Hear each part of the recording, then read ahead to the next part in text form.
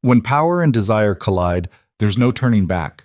Lena Carter never imagined that one clumsy fall would place her directly in the arms and crosshairs of Adrian Voss, the city's most ruthless mafia boss. What began as a humiliating accident in a room full of dangerous men became the spark that ignited an obsession neither could control. In a world where one wrong move means death, Lena found herself trapped between survival and surrender, between fear and an attraction so consuming it threatened to destroy them both. Stay with me until the end of this story. Hit that like button and drop a comment with your city so I can see how far this tale travels. The conference room on the 42nd floor of the Obsidian Tower was built to intimidate. Floor-to-ceiling windows overlooked the glittering sprawl of the city below, a kingdom of steel and shadows that belonged, in every way that mattered, to one man. The table was black marble, polished to a mirror shine. The chairs were Italian leather. The air itself seemed expensive, filtered and cool, carrying the faint scent of cedar and something darker, gunpowder maybe, or blood that had been scrubbed away too many times to ever truly disappear. Lena Carter kept her eyes down as she moved along the perimeter of the room, refreshing water glasses with hands that had learned not to shake. 6 months. She'd survived 6 months working inside the administrative heart of the Voss organization, and she'd done it by mastering a single skill: invisibility. Don't speak unless spoken to. Don't look directly at anyone. Don't ask questions. Don't show fear, even when your stomach twists into knots so tight you can barely breathe. She was a ghost in a tailored pencil skirt and sensible heels, drifting through rooms where men discussed shipments and territories and people who had disappeared with the casual tone others might use to discuss the weather. Today's meeting was worse than most. 12 men sat around that table, and every single one of them was dangerous. Not dangerous in the way of street thugs or desperate criminals. These were predators in $1,000 suits, men who wielded influence like weapons and destroyed lives with a single phone call. They represented the city's most powerful crime families, brought together for a quarterly summit that was equal parts negotiation and Mexican standoff. And at the head of the table, in the chair that faced the windows and the sprawling city he controlled, sat Adrian Voss. Lena had learned not to look at him directly. It was safer that way, easier. Because every time she made the mistake of meeting those cold gray eyes, she felt something shift inside her chest, something that had no business existing in a place like this. He was 34, though he carried himself with the weariness of someone much older. His dark hair was always perfectly styled, his jaw sharp enough to cut glass, his suits tailored so precisely they might as well have been armor. He rarely smiled. He never raised his voice. He didn't need to. Adrian Voss commanded a room the way gravity commanded the earth: absolute, inescapable, fundamental. The shipment routes through the port need restructuring, Viktor Kozlov was saying, his thick accent turning each word into a growl. He was built like a bear, all shoulders and menace, and his organization controlled the docks. Your people are getting sloppy, Voss. 3 containers flagged by customs in 2 months. That's unacceptable.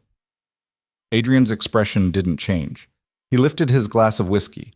Never water, always whiskey, though Lena had never seen him drunk, and took a measured sip before setting it down with deliberate precision. My people, Adrian said quietly, move 200 containers through your docks every month. 3 flags is a success rate of 98.5%. If you'd prefer, we can discuss your organization's performance metrics. I believe your territory has seen a 15% increase in street-level arrests this quarter. Would you like to explain why? The temperature in the room dropped 10 degrees. Victor's face darkened, but he said nothing. No one challenged Adrian Voss directly. Not twice. Lena moved toward the credenza where the water pitcher sat, careful to keep her footsteps silent on the thick carpet. Her role was simple: maintain the refreshments, take notes when asked, and under no circumstances draw attention to herself. She'd watched 3 other assistants cycle through this position before her. One quit after 2 weeks, one disappeared, though no one would say exactly what happened. The third made the mistake of speaking out of turn during a meeting. Lena hadn't seen her since. She reached for the pitcher, but her heel caught on the edge of the carpet runner. A wrinkle so slight she hadn't seen it, hadn't anticipated it. Physics took over. Her balance shifted. The pitcher tipped. And suddenly she was falling, her body pitching sideways with nowhere to go but down. Except she didn't hit the floor. Strong hands caught her, one at her waist, one at her shoulder, and she found herself pulled sharply to the side. Her momentum arrested so completely it left her breathless. The world tilted and righted itself in the span of a heartbeat, and when her vision cleared, Lena realized with dawning horror exactly where she'd landed. Adrian Voss's lap. The entire room went silent. She was sprawled across the most dangerous man in the city, her hands braced against his chest, her face inches from his.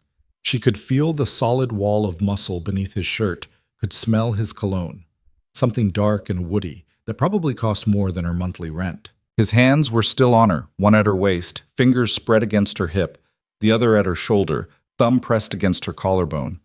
And his eyes, those cold, calculating gray eyes, were locked on hers. "I'm sorry," Lena gasped, trying to push herself up, away, anywhere but here. "I'm so sorry, I didn't mean—" "Don't move."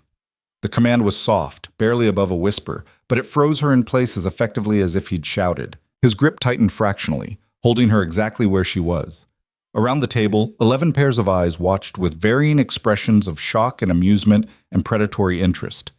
Lena's heart hammered against her ribs. This was it. This was how she died. Not from asking questions or speaking out of turn, but from literally falling into Adrian Voss's lap in front of every major crime boss in the city. "Mr. Voss, What's your name?" The question caught her off guard. He knew her name. It was in her file, in the security logs, on her paycheck. But his eyes held hers with an intensity that made her forget how to breathe, and she realized he wasn't asking for information. He was establishing something else. Control. Attention. Claim. "Lena," she managed. "Lena Carter." "Lena." He said it slowly, as if testing the weight of it. His thumb moved against her collarbone, a deliberate stroke that sent electricity racing down her spine. "Do you always throw yourself at men during business meetings?" Heat flooded her face. "No, the carpet, I'm sorry, it won't happen again." "Good." His voice dropped even lower, meant only for her despite the audience. "Because if you're going to be in my lap, Lena, I prefer it to be intentional." The implication in those words hit her like a physical blow. Around the table, someone coughed. Someone else chuckled darkly. But Adrian's expression never changed, his eyes still locked on hers with that same unreadable intensity. "Get up," he said finally, releasing her. Slowly. Lena scrambled to her feet, her legs shaking so badly she nearly fell again. She smoothed her skirt with trembling hands, unable to meet anyone's eyes. The humiliation was complete. Total. She'd just become the kind of story these men would tell in bars and private clubs, the secretary who literally fell for Adrian Voss. "Gentlemen," Adrian said, his attention already back on the table as if nothing had happened. "Where were we?" Victor cleared his throat. "The port routes." "Ah, yes, your concerns about efficiency." Adrian lifted his whiskey glass again, and Lena realized with a shock that his hand was perfectly steady, not a tremor, not a hint that anything unusual had just occurred. "Here's what's going to happen. You'll tighten security on your end. My people will adjust their schedules. And in 3 months, when our success rate is back to 99%, we'll revisit the profit split. Does that work for you?" It wasn't really a question. Victor nodded slowly. "That works?" "Excellent." Adrian's gaze flickered to Lena for just a moment, barely a second, but enough to make her pulse spike again. "Miss Carter, coffee. Black, no sugar, and fix that carpet before someone else trips." "Yes, Mr. Voss." Her voice came out steadier than she felt. She turned toward the door, desperate to escape, to hide, to process what had just happened. But she could feel his eyes on her back as she left, could feel the weight of his attention like a physical touch, heavy and inescapable and absolutely terrifying. Because Adrian Voss didn't just notice people. And once he noticed you, there was no going back to being invisible. The rest of the meeting passed in a blur of tension and barely suppressed violence. Lena stayed by the credenza, her back to the wall, keeping herself as small and unobtrusive as possible. She poured coffee, took notes when Adrian gestured for his tablet, and tried desperately not to think about the feeling of his hands on her body, or the way his thumb had moved against her skin. It didn't work. Every time she glanced up, she found him watching her. Not constantly, he was too controlled for that, too aware of the dozen predators at his table who would leap on any sign of weakness or distraction. But in the spaces between conversations, when Victor or Chen or Rodriguez was speaking, Adrian's gaze would find her, hold her, then release her just as deliberately. It felt like being stalked. By the time the meeting finally ended, Lena's nerves were stretched so thin she thought she might shatter. The men filed out slowly, each one stopping to shake Adrian's hand or murmur something in his ear. Marcus DeLuca, who controlled the city's gambling operations, shot her a knowing smile that made her skin crawl. Victor didn't look at her at all, which was somehow worse. And then they were gone, and she was alone with Adrian Voss. The silence was deafening. Lena busied herself collecting empty glasses, stacking them on the serving tray with hands that finally allowed themselves to shake. She could hear Adrian behind her, the soft rustle of papers being gathered, the click of his laptop closing. Normal sounds, business sounds. Leave those. She froze, a glass halfway to the tray. Miss Carter. His voice was closer now. When had he moved? I said leave them. Lena set the glass down carefully and turned to face him. He was standing by the windows now, backlit by the city lights that were beginning to emerge as dusk settled over the skyline. His suit jacket was unbuttoned, his tie loosened just slightly, the closest thing to casual she'd ever seen him. I want to apologize again, she started, but he cut her off with a slight shake of his head. Do you know why you're still alive, Lena? The question stopped her cold. What? 3 people before you have worked this position. Adrian moved away from the window, prowling toward her with the lazy confidence of a predator that knew its prey couldn't escape. The first quit, weak constitution. The second leaked information to a rival organization. The third thought she could manipulate me by sleeping with one of my lieutenants. All 3 are gone. So I'll ask again. Do you know why you're still here? Lena's mouth went dry. Because I keep my head down. Partially. He stopped a few feet away, close enough that she could see the flecks of silver in his gray eyes, the faint scar along his left cheekbone. You're careful, professional. You understand the value of silence. But today, you broke pattern. You drew attention, in front of 12 men who will now wonder if you're important to me. If you're a weakness, they can exploit. Fear lanced through her chest. I didn't mean to. I know. His voice softened fractionally. Which is why you're still standing here instead of being disappeared like assistant number 2. But we have a problem now, Lena, because those men saw something today. A reaction. A moment of interest. There was no interest, she said quickly, too quickly. It was an accident, nothing more. Don't lie to me. Adrian stepped closer, and suddenly the air between them felt charged, electric. I felt your heart racing. I saw your pupils dilate. You can lie to yourself if you want, but not to me. Never to me. Lena couldn't breathe, couldn't think. He was too close, his presence too overwhelming. Mr. Voss, Adrian. Another step. When we're alone, you'll call me Adrian. That's not appropriate. Nothing about this situation is appropriate. His hand came up, fingers catching a strand of her hair that had fallen loose from her professional bun. He rubbed it between his fingers, his expression almost curious, as if he were examining something rare and unexpected. Tell me something. Are you afraid of me? Yes. The truth came out before she could stop it. Good. You should be. But his voice was gentle as he said it, at odds with the words. I'm not a good man, Lena.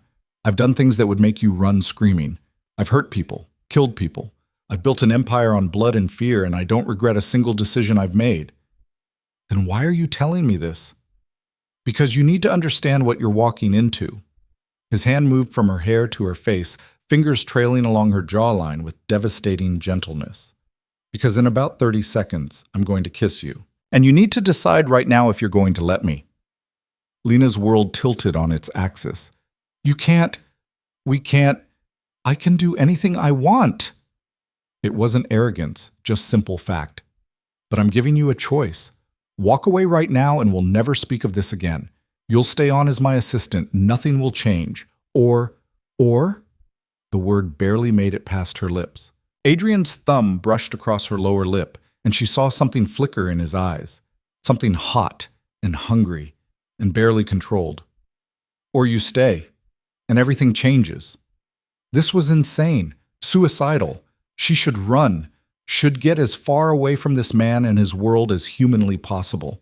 Lena had spent 6 months carefully constructing walls between herself and the darkness that permeated this building, and he was asking her to tear them all down with a single decision. But his hand was warm against her face, and his eyes, those cold, calculating eyes, were looking at her like she was the only person in the world. Like she mattered. Like she was something more than just another replaceable body in a dangerous game. "I should go," Lena whispered. "Yes," Adrian agreed. "You absolutely should." Neither of them moved. The distance between them disappeared so gradually that later, Lena wouldn't be able to say who closed it first, but suddenly his mouth was on hers, and the world caught fire. Adrian kissed like he did everything else, with absolute control and devastating precision. His hand slid into her hair, tilting her head back, while his other arm banded around her waist, pulling her flush against him. There was no hesitation, no uncertainty. Just raw, consuming intensity that made her previous understanding of desire seem like a child's crayon drawing compared to a masterpiece. Lena's hands fisted in his shirt, holding on because her legs had forgotten how to support her weight. She'd been kissed before. She wasn't naive. But never like this. Never with this kind of focused intent, as if he were memorizing every gasp and shiver, cataloging exactly what made her melt. When he finally pulled back, they were both breathing hard. Adrian's eyes had gone dark, his careful control showing cracks for the first time since she'd met him. "Tell me to stop," he murmured against her lips. "Tell me you don't want this." Lena tried to find her voice, her reason, her common sense. But all she could think about was the way his heart pounded beneath her palm, matching the frantic rhythm of her own. "I can't. Can't stop me? Or can't tell me you don't want this?" Both. Something shifted in Adrian's expression, triumph and hunger and something almost like relief. "Then we have a problem, Lena Carter, because I don't do casual, I don't share, and I sure as hell don't let go." "What are you saying?" "I'm saying you just became mine." His hand tightened in her hair, a possessive gesture that should have terrified her but instead sent heat pooling low in her belly. "I'm saying those men in the meeting today? They were right to wonder, because I just decided you're important to me, which means you're now the most protected and the most targeted woman in this city. You can't just decide that. Watch me." He kissed her again, harder this time, claiming and conquering in equal measure. When he released her, Lena stumbled back, her lips swollen, her carefully constructed professional demeanor in absolute ruins. Adrian straightened his tie, buttoned his jacket, and transformed back into the cold, controlled crime boss as if the last 5 minutes hadn't happened. Only his eyes betrayed him, still hot, still hungry, still locked on her with unnerving focus. "Go home," he said quietly. "Take tomorrow off. Think about what you want. Because when you come back, if you come back, everything changes.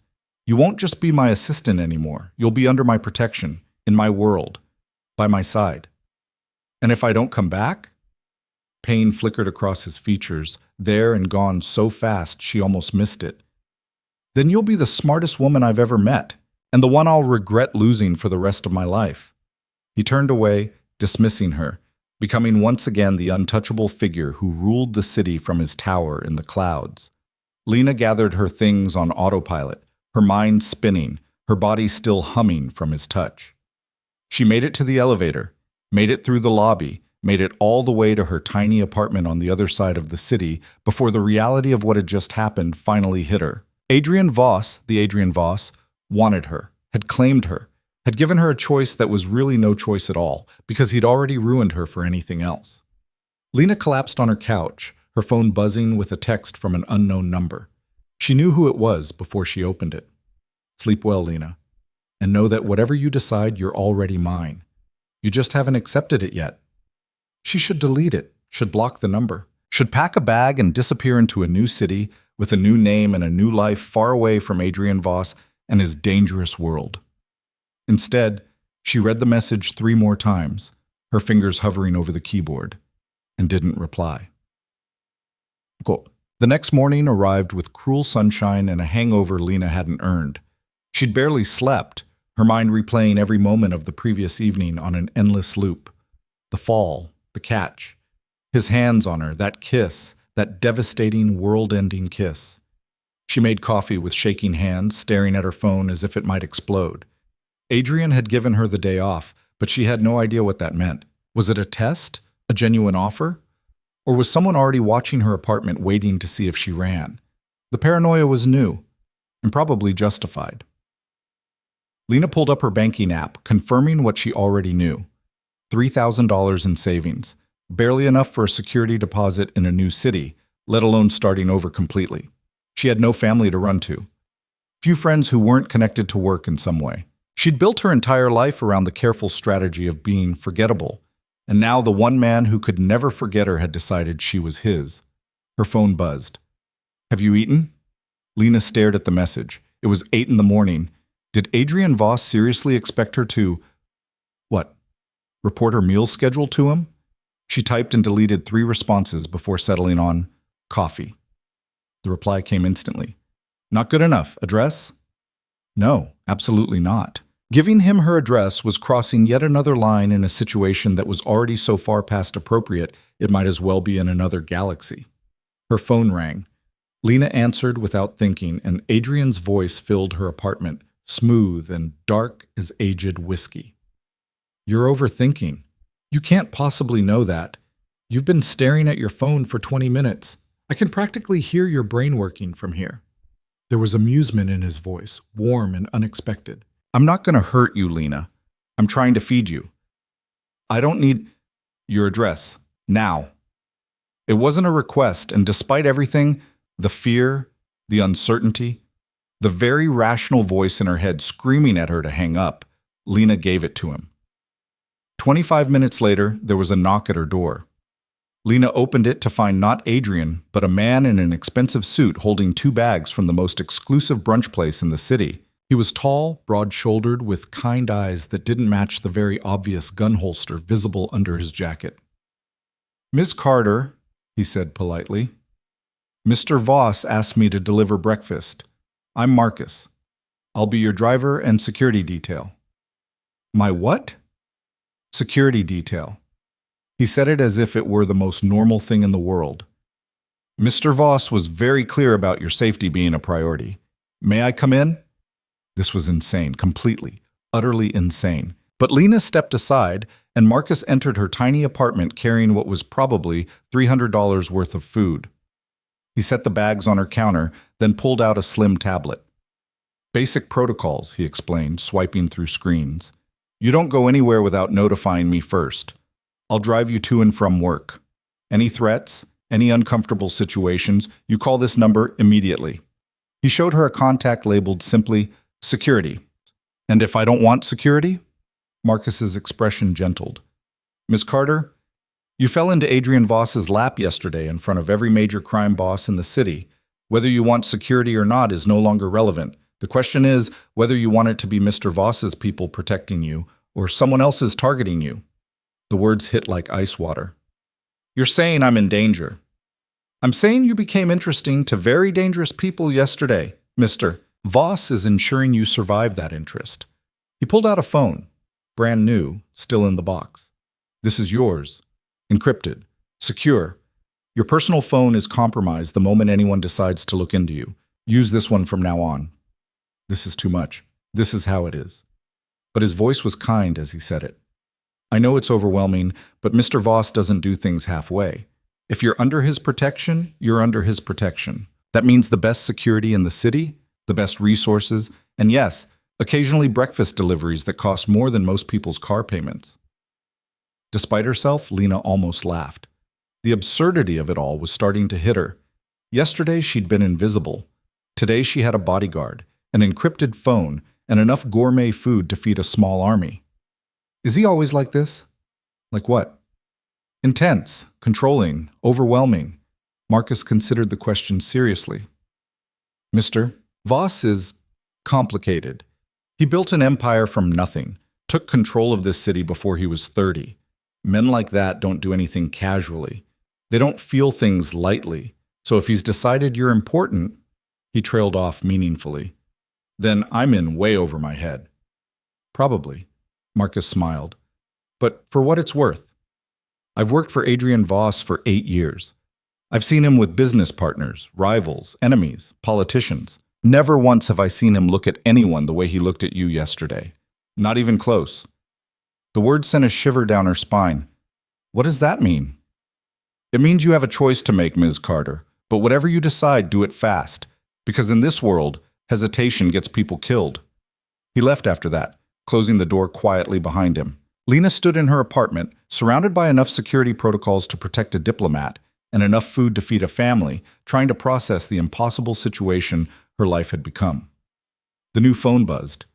Did Marcus behave himself? Despite everything, Lena smiled. He brought enough food for 5 people. Good. You need to eat. You're too thin. I'm perfectly healthy, thank you. You're beautiful, but you skip meals when you're nervous. I've watched you do it for 6 months. The message stopped her cold. 6 months. He'd been watching her for 6 months, noticing what she ate, how she moved when she was nervous.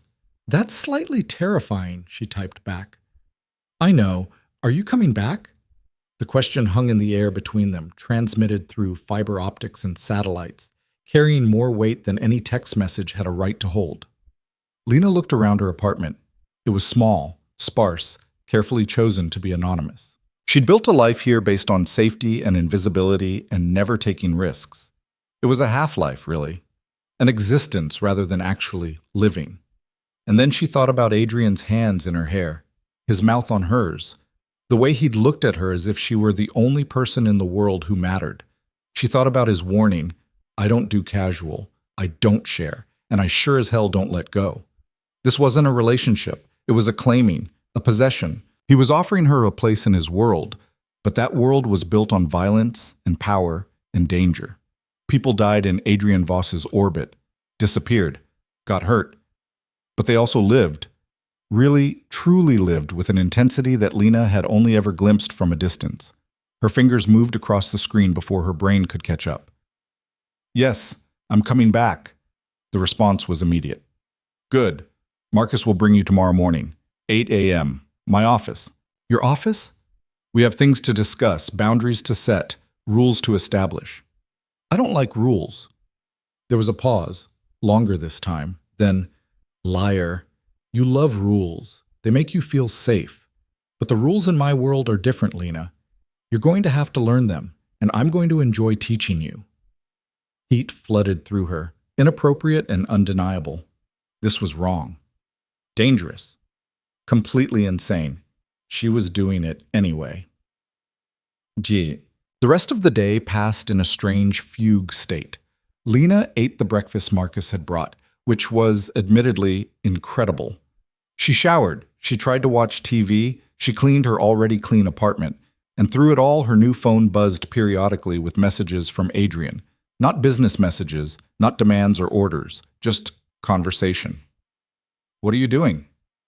Pretending to be a normal person. You?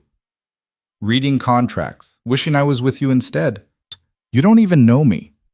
I know you're left-handed. You take your coffee with 2 sugars when you think no one's watching, even though you tell people you drink it black. You have a small scar on your right wrist from what I'm guessing was a childhood accident. You bite your lower lip when you're concentrating. And you haven't had a real vacation in at least 3 years. Lena stared at the message, her heart doing complicated things in her chest. How do you know that last part? Your employment records. You've never requested time off, not once. Are you saying I need a vacation? I'm saying you need a life, and I'm selfish enough to want to be in it. She shouldn't find that charming. She really, really shouldn't. But she did. The messages continued throughout the day, slowly building something between them. Not quite friendship, not quite romance, but something uniquely their own. Adrian told her about growing up in the city, clawing his way up from nothing. She told him about her childhood in foster care, bouncing between homes, learning to be invisible as a survival mechanism. They should have had nothing in common, but somehow, in the spaces between words, Lena started to see the shape of the man behind the reputation. Someone who understood loneliness, who knew what it was like to fight for every scrap of safety and stability. who'd built walls so high that no one could hurt him and was now, inexplicably, asking her to climb them. By the time evening fell, Lena had made a decision, not to run, not to hide, but to step forward into whatever this was with eyes wide open, fully aware of the danger and choosing it anyway. Because for the first time in her life, someone was seeing her, really seeing her, and that was worth almost any risk. Her phone buzzed one last time as she was getting ready for bed. "Sleep well, Lena. Tomorrow, everything changes." She smiled, typing back, "I'm counting on it." And for the first time in months, maybe years, Lena Carter fell asleep feeling something other than afraid. She felt alive. Morning arrived with Marcus's precisely timed knock at 7:30. Lena had been awake since 5, cycling through 3 different outfits before settling on a charcoal gray dress that was professional enough for the office but fitted enough to remind Adrian and herself that this wasn't just business anymore. "Good morning, Ms. Carter." Marcus held the car door open, his expression neutral but his eyes kind. "Sleep well?" "Not particularly." She slid into the back of the black sedan, the leather seat still carrying that new car smell. "Does it get easier, the knowing that your entire life just changed overnight?" Marcus pulled into traffic with the smooth confidence of someone who'd driven these streets 1,000 times. "Honestly, no, but you learn to navigate it. Mr. Voss doesn't bring people into his world lightly. The fact that he's bringing you in at all says something. That he's reckless? That you matter." The words settled over her like a weight. Through the tinted windows, Lena watched the city wake up, coffee shops opening, commuters flooding subway stations, the ordinary machinery of daily life grinding forward. None of them knew that in a tower downtown, decisions were being made that would affect their lives. Territories divided, shipments approved, fates sealed with handshakes and signatures. And now she was part of that world. Or would be, in about 20 minutes. The obsidian tower rose above the skyline like a dark finger pointing accusingly at the sky. Marcus bypassed the main entrance, pulling into a private garage that required 3 separate security checks. When they finally parked, he turned to face her. "Last chance to change your mind. I can take you home, and Mr. Voss will understand." "Will he?" Marcus smiled slightly. "No, he'll be devastated. But he'll let you go if that's what you really want. He's a lot of things, but he doesn't force people to stay." Lena thought about the messages from yesterday, the breakfast delivery, the way Adrian had said "you're already mine" with such absolute certainty. "I don't think I can walk away now even if I wanted to." "Then let's go meet your fate." The private elevator required a key card and a fingerprint scan. It opened directly into Adrian's office, not the conference room from 2 days ago, but his personal space. Lena stepped out and stopped, momentarily overwhelmed by the sheer presence of the room. The entire western wall was glass, offering a panoramic view of the city. The furniture was sleek and modern, all clean lines and expensive materials. But what caught her attention were the details that didn't match the cold crime boss image. A well-worn leather chair by the window, positioned to catch the afternoon light. A bookshelf filled with actual books, their spines creased from reading. A small photograph on the desk, too far away to make out clearly, but its presence spoke of something personal, something treasured. "Do you like it?"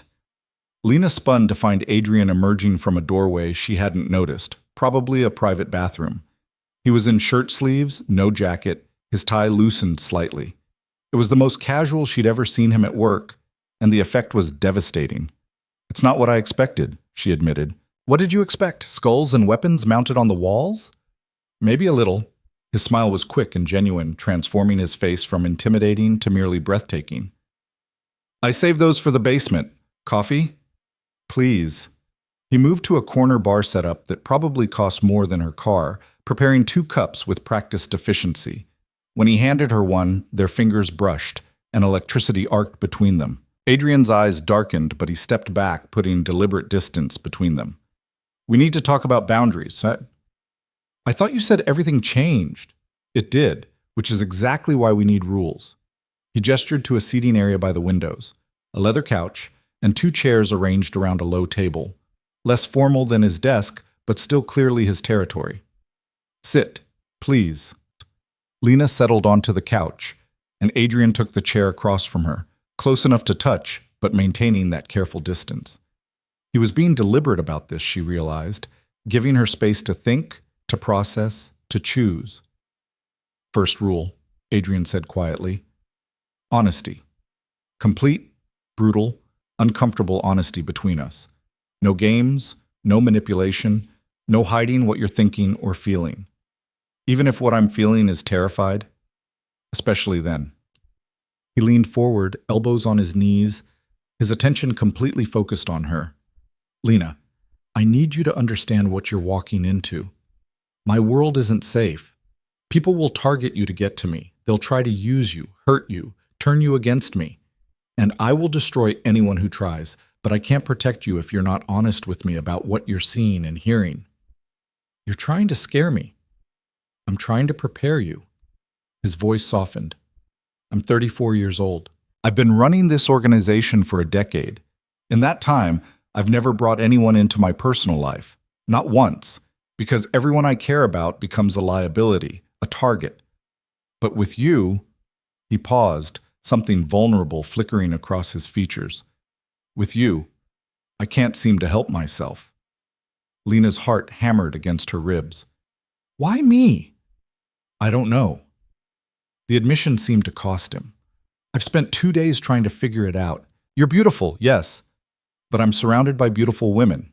You're smart, but so are dozens of people in this building. There's just something about the way you move through the world, careful but not broken, cautious but not cynical, like you're waiting for something worth the risk. And you think you're that something? I think I want to be. He reached across the space between them, his hand extended palm up in invitation rather than demand. I'm not a good man, Lena. I've done terrible things. I'll probably do more. But I swear to you, on everything I've built, everything I am, I will never hurt you, never betray you, never treat you as anything less than essential.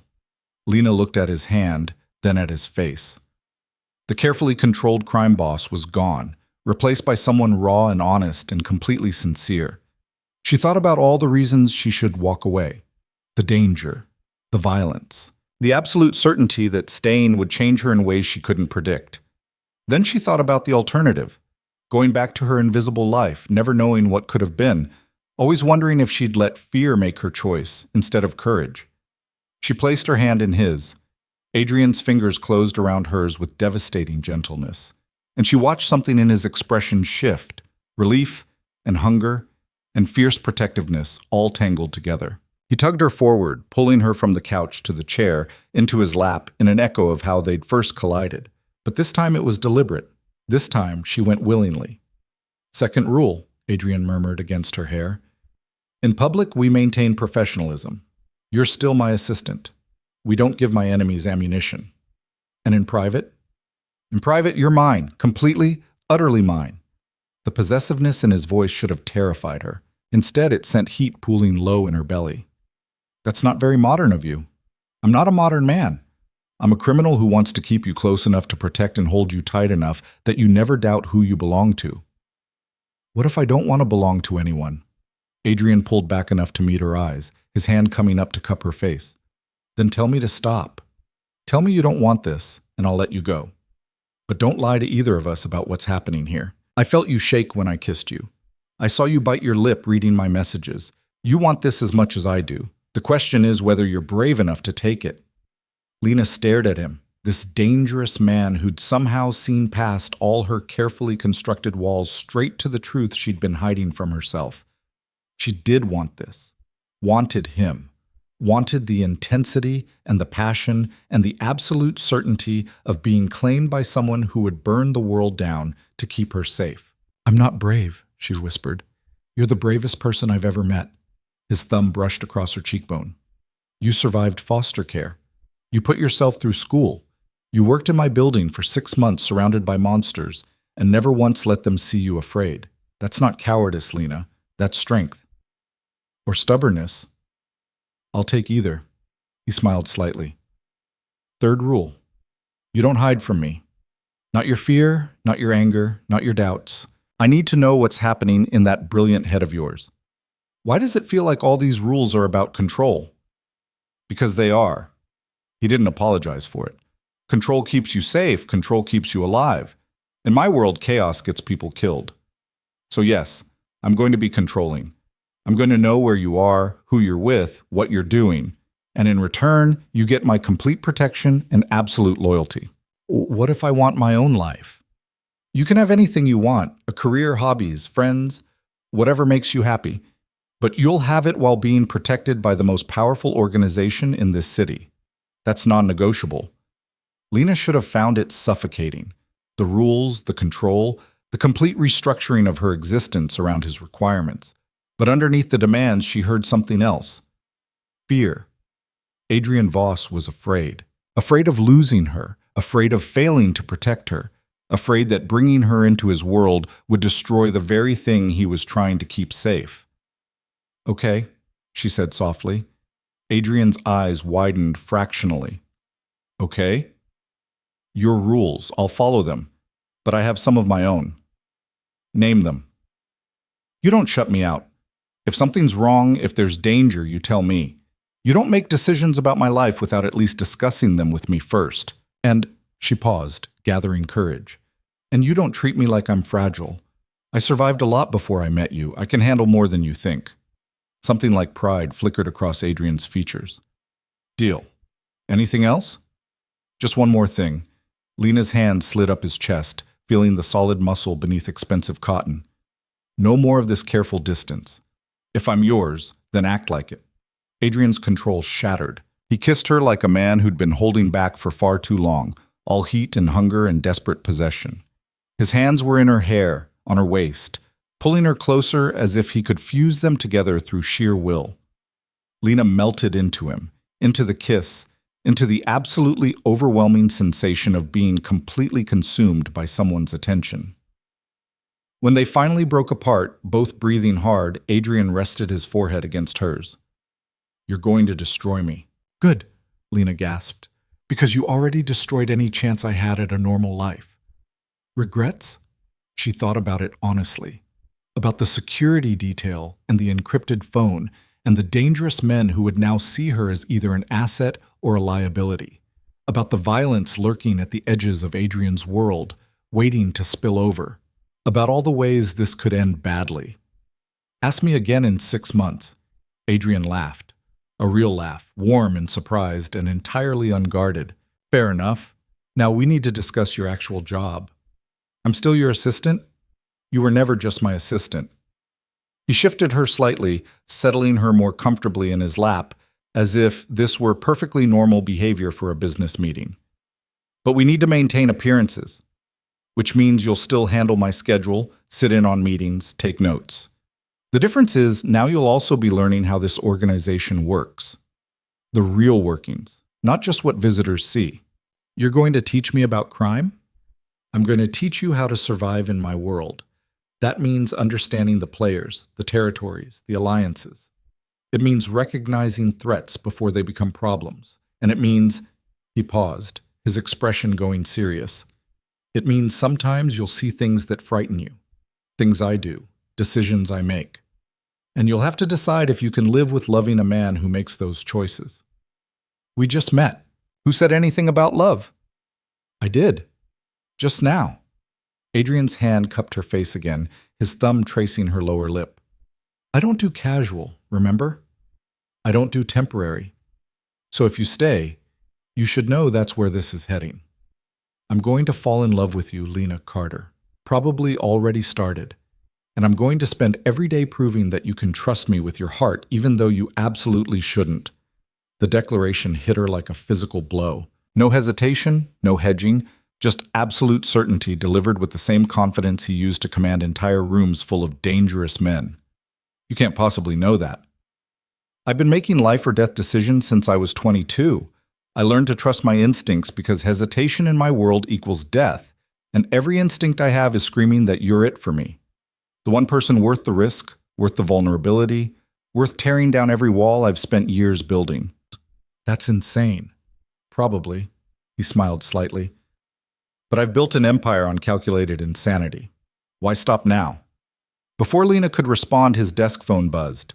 Adrian's expression shifted instantly. Back to business. Back to control. He set her gently on her feet and moved to answer it, his entire demeanor changing like flipping a switch. Talk to me. He listened for a moment, his face hardening. When? How many? I see. Lock it down. No one in or out until I get there. He hung up and turned to Lena, and she saw the crime boss fully emerged now, cold, calculating, dangerous. I need to handle something. Marcus will take you to your new office. My what? You can't work from the same desk anymore. Too exposed. I'm moving you to the suite connected to mine. He was already reaching for his jacket, transforming back into the impeccable figure she recognized from meetings. Rebecca will get you set up. And Lena, he paused at the door. Lock the door behind me. Don't open it for anyone except Marcus or Rebecca. Not anyone. Fear spiked through her chest. What's happening? Probably nothing. But we had a breach at one of the warehouses. Someone's testing our security, seeing how fast we respond. He crossed back to her in 3 strides, kissing her hard and fast. This is part of it. The danger I warned you about. Can you handle it? Lena's heart was racing, but she lifted her chin. I told you I'm not fragile. No, you're extraordinary. Another kiss, softer this time. Stay here, stay safe. I'll be back in a few hours. Then he was gone, leaving Lena alone in his office with nothing but her racing thoughts and the slowly dawning realization of what she'd actually agreed to. The door to the private bathroom opened, and a woman emerged, late 40s, elegant in a way that spoke of old money and careful cultivation. She had sharp eyes and a sharper smile. Miss Carter, I'm Rebecca Chen, Mr. Voss's executive secretary. I'll be helping you transition into your new role. She said it as if Lena becoming Adrian's, whatever she was, happened every day. Shall we tour your new office? I didn't realize I was getting an office. Mr. Voss is very thorough about protecting his assets. Rebecca's smile never wavered, but something in her tone made Lena wonder if there was judgment there, or maybe warning. This way. The suite connected to Adrian's office was smaller, but no less impressive. A desk, a sitting area, secure filing cabinets, and, most surprising, a small bedroom with an attached bathroom. In case you need to work late, Rebecca explained. Mr. Voss often keeps irregular hours. He'll want you available. Available, Lena repeated, not liking the implications. Rebecca's expression softened slightly. I've worked for Adrian Voss for 12 years, Miss Carter. I've seen him build this organization from nothing. I've watched him make impossible decisions and carry weight that would crush most men. In all that time, I've never seen him look at anyone the way he looks at you. Is that good or bad? That depends entirely on whether you're strong enough to handle it. Rebecca moved to the desk, pulling out files and a tablet. He's giving you access to information that could destroy him. That means he trusts you.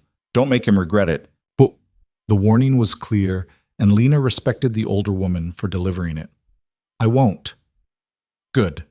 Now let's discuss security protocols. The next 2 hours were a crash course in paranoia. Rebecca walked her through encrypted communications, safe routes through the building, panic buttons hidden in the office and bedroom, and a contact list of people who could be trusted in an emergency. The list was distressingly short. Everyone else, Rebecca said flatly, should be considered a potential threat until proven otherwise. Even people who seem friendly, especially people who seem friendly. That's a bleak way to live. It's the only way to survive. Rebecca's expression was grave. You need to understand something, Ms. Carter. By accepting Adrian's protection, you've painted a target on your back. His enemies will see you as a weakness to exploit. His allies will see you as a tool to gain favor. And the people in between will try to figure out exactly how much you matter before deciding whether to use you or eliminate you. Lena's stomach turned. Maybe I should have stayed invisible. Too late for that now. But here's the thing. Adrian Voss has never failed to protect someone under his care. Never. He'll burn this entire city down before he lets anything happen to you. The question is whether you can live with the cost of that kind of devotion. Before Lena could answer, her new encrypted phone buzzed. A message from Adrian. Situation handled. Some idiot thought he could skim product. He was wrong. Back in an hour. Miss you already. The casual way he mentioned handling what was probably a brutal confrontation sent chills down her spine. But underneath the fear was something else. A thrill at being missed, at mattering to someone powerful enough to reshape the world around his will. She was in so far over her head. Rebecca must have seen something in her expression because her voice gentled. It gets easier. The fear becomes background noise. And eventually you realize that being with someone like Adrian, someone who sees you, values you, protects you with everything he has, is worth the danger. You sound like you're speaking from experience. My husband was one of Adrian's lieutenants, was killed 7 years ago in a territory dispute. Rebecca's voice was steady, but pain flickered in her eyes. Adrian found the men responsible, every single one, and he made sure they understood exactly what happens when you hurt someone he cares about. Then he offered me a position, a salary that set me up for life, and a promise that no one would ever touch me or my daughter again. He's kept that promise. I'm sorry for your loss. Don't be sorry. Be smart. Be strong. And trust that if you give Adrian your loyalty, he'll move heaven and earth to keep you safe. Rebecca straightened, all business again. Now, Mr. Voss wants you sitting in on the afternoon briefing. That's in 45 minutes. Let's get you prepared. The briefing turned out to be a daily meeting where Adrian's top lieutenants reported on operations across the city. Lena sat in a chair against the wall, tablet in hand, taking notes as men with names like Dimitri and Santiago and Chen discussed shipments and territories and problems that needed handling. Adrian commanded the room effortlessly, asking pointed questions, making decisions with calm authority, and occasionally glancing her way as if checking to make sure she was still there. Each time their eyes met, something hot and possessive flared in his gaze before he returned his attention to business. The Moretti situation, someone said. Lena thought his name was James, head of security. They're pushing into the docks again, 3rd time this month. Adrian's expression didn't change, but the temperature in the room dropped. Tony Moretti knows better than to challenge our territory directly. This is either stupidity or desperation. Find out which. And if it's desperation, then we offer him a way out that doesn't involve war. If it's stupidity, Adrian's smile was cold.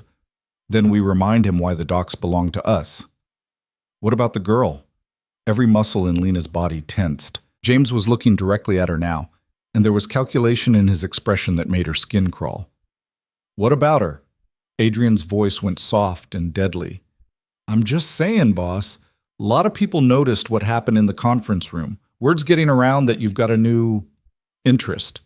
Might be smart to keep her under wraps until things settle. Or, Adrian said quietly, people can learn that anyone who threatens what's mine answers to me personally. Spread that word, James. Make it very clear. James nodded slowly, but Lena caught the flicker of doubt in his eyes.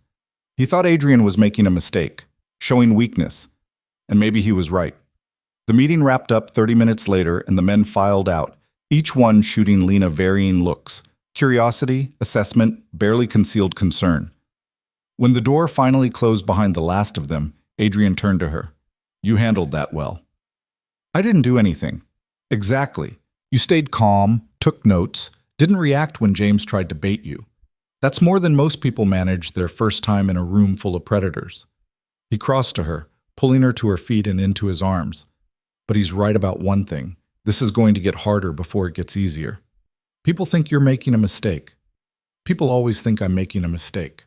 Then I prove them wrong. He kissed her forehead. But I need you to promise me something. What? If you ever feel unsafe, if anyone makes you uncomfortable, threatens you, even looks at you wrong, you tell me immediately. Not later. Not when it's convenient, the second it happens. Adrian, promise me, Lena. The intensity in his voice made her chest tight. I promise. Good. He pulled back, his expression softening. Now, I'm taking you to dinner. It's 2 p.m. Then I'm taking you to lunch. I want to show you something. 20 minutes later, they were in Adrian's private car. Not the sedan Marcus drove, but a sleek sports car that probably cost more than most houses. Adrian drove himself, navigating through the city with easy confidence, one hand on the wheel and the other resting on Lena's thigh. Where are we going? She asked.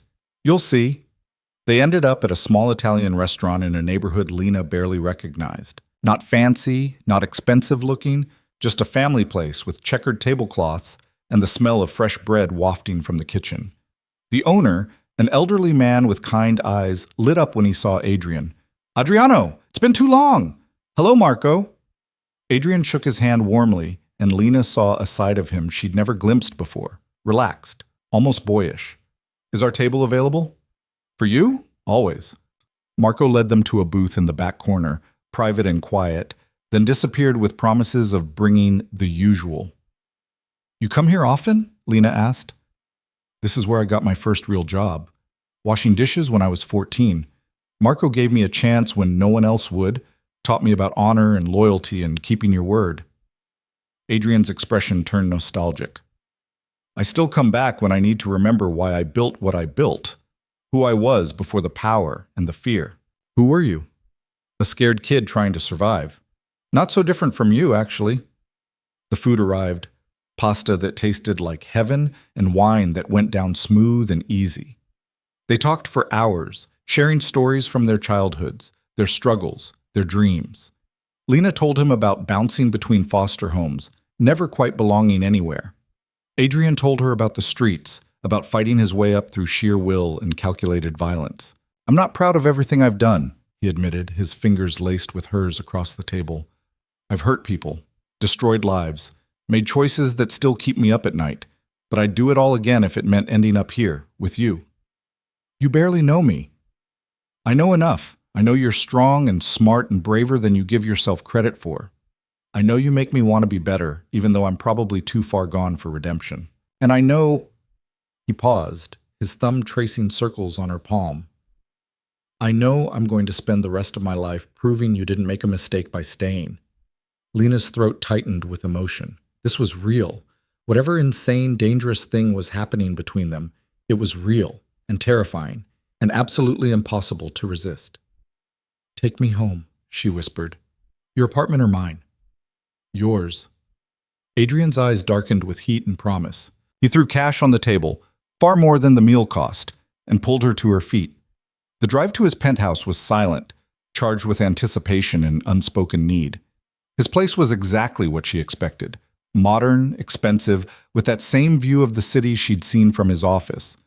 But what surprised her were the small personal touches. Books on the shelves, a guitar in the corner, photos of people she didn't recognize but who clearly mattered to him. I don't usually bring people here, Adrian said, shrugging out of his jacket.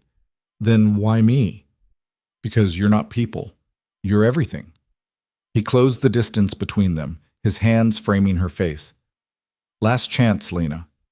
Once we cross this line, there's no going back. I won't let you go. Then don't. Adrian kissed her like he was drowning, and she was air deep and consuming and absolutely devastating. Lena surrendered to it, to him, to the overwhelming certainty that this was exactly where she was meant to be. His hands were in her hair, on her waist, everywhere at once, and she matched him touch for touch, discovery for discovery. When they finally tumbled into his bedroom, the city lights painting patterns across the walls, Lena realized she'd been wrong about fear.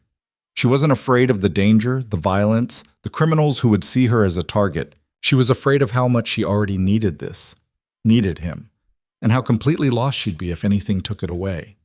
But as Adrian pulled her close, his body warm and solid against hers, his lips trailing fire across her skin, Lena decided that some risks were worth taking, even if they destroyed you in the end. Lena woke to unfamiliar sunlight streaming through floor-to-ceiling windows and the warm weight of Adrian's arm draped across her waist. For a disorienting moment, she couldn't remember where she was. Then the previous night came flooding back in vivid detail, and heat crept up her neck. Adrian stirred behind her, his lips finding the curve of her shoulder. Good morning. His voice was rougher in the morning, deeper, and it did absolutely unfair things to her pulse. Lena turned in his arms to find him watching her with an expression that was equal parts possessive and tender. Hi, she managed. Regrets? She considered lying, but remembered his first rule. Complete honesty. Terrified, but no regrets. Good. He pulled her closer, and she felt the solid wall of his chest against her back, his heartbeat steady and strong. Because I meant what I said last night. You're mine now, and I don't share. Possessive much? Absolutely. No apology in his voice, just simple truth. I've spent 15 years building an empire on the principle of never showing weakness, never letting anyone close enough to matter.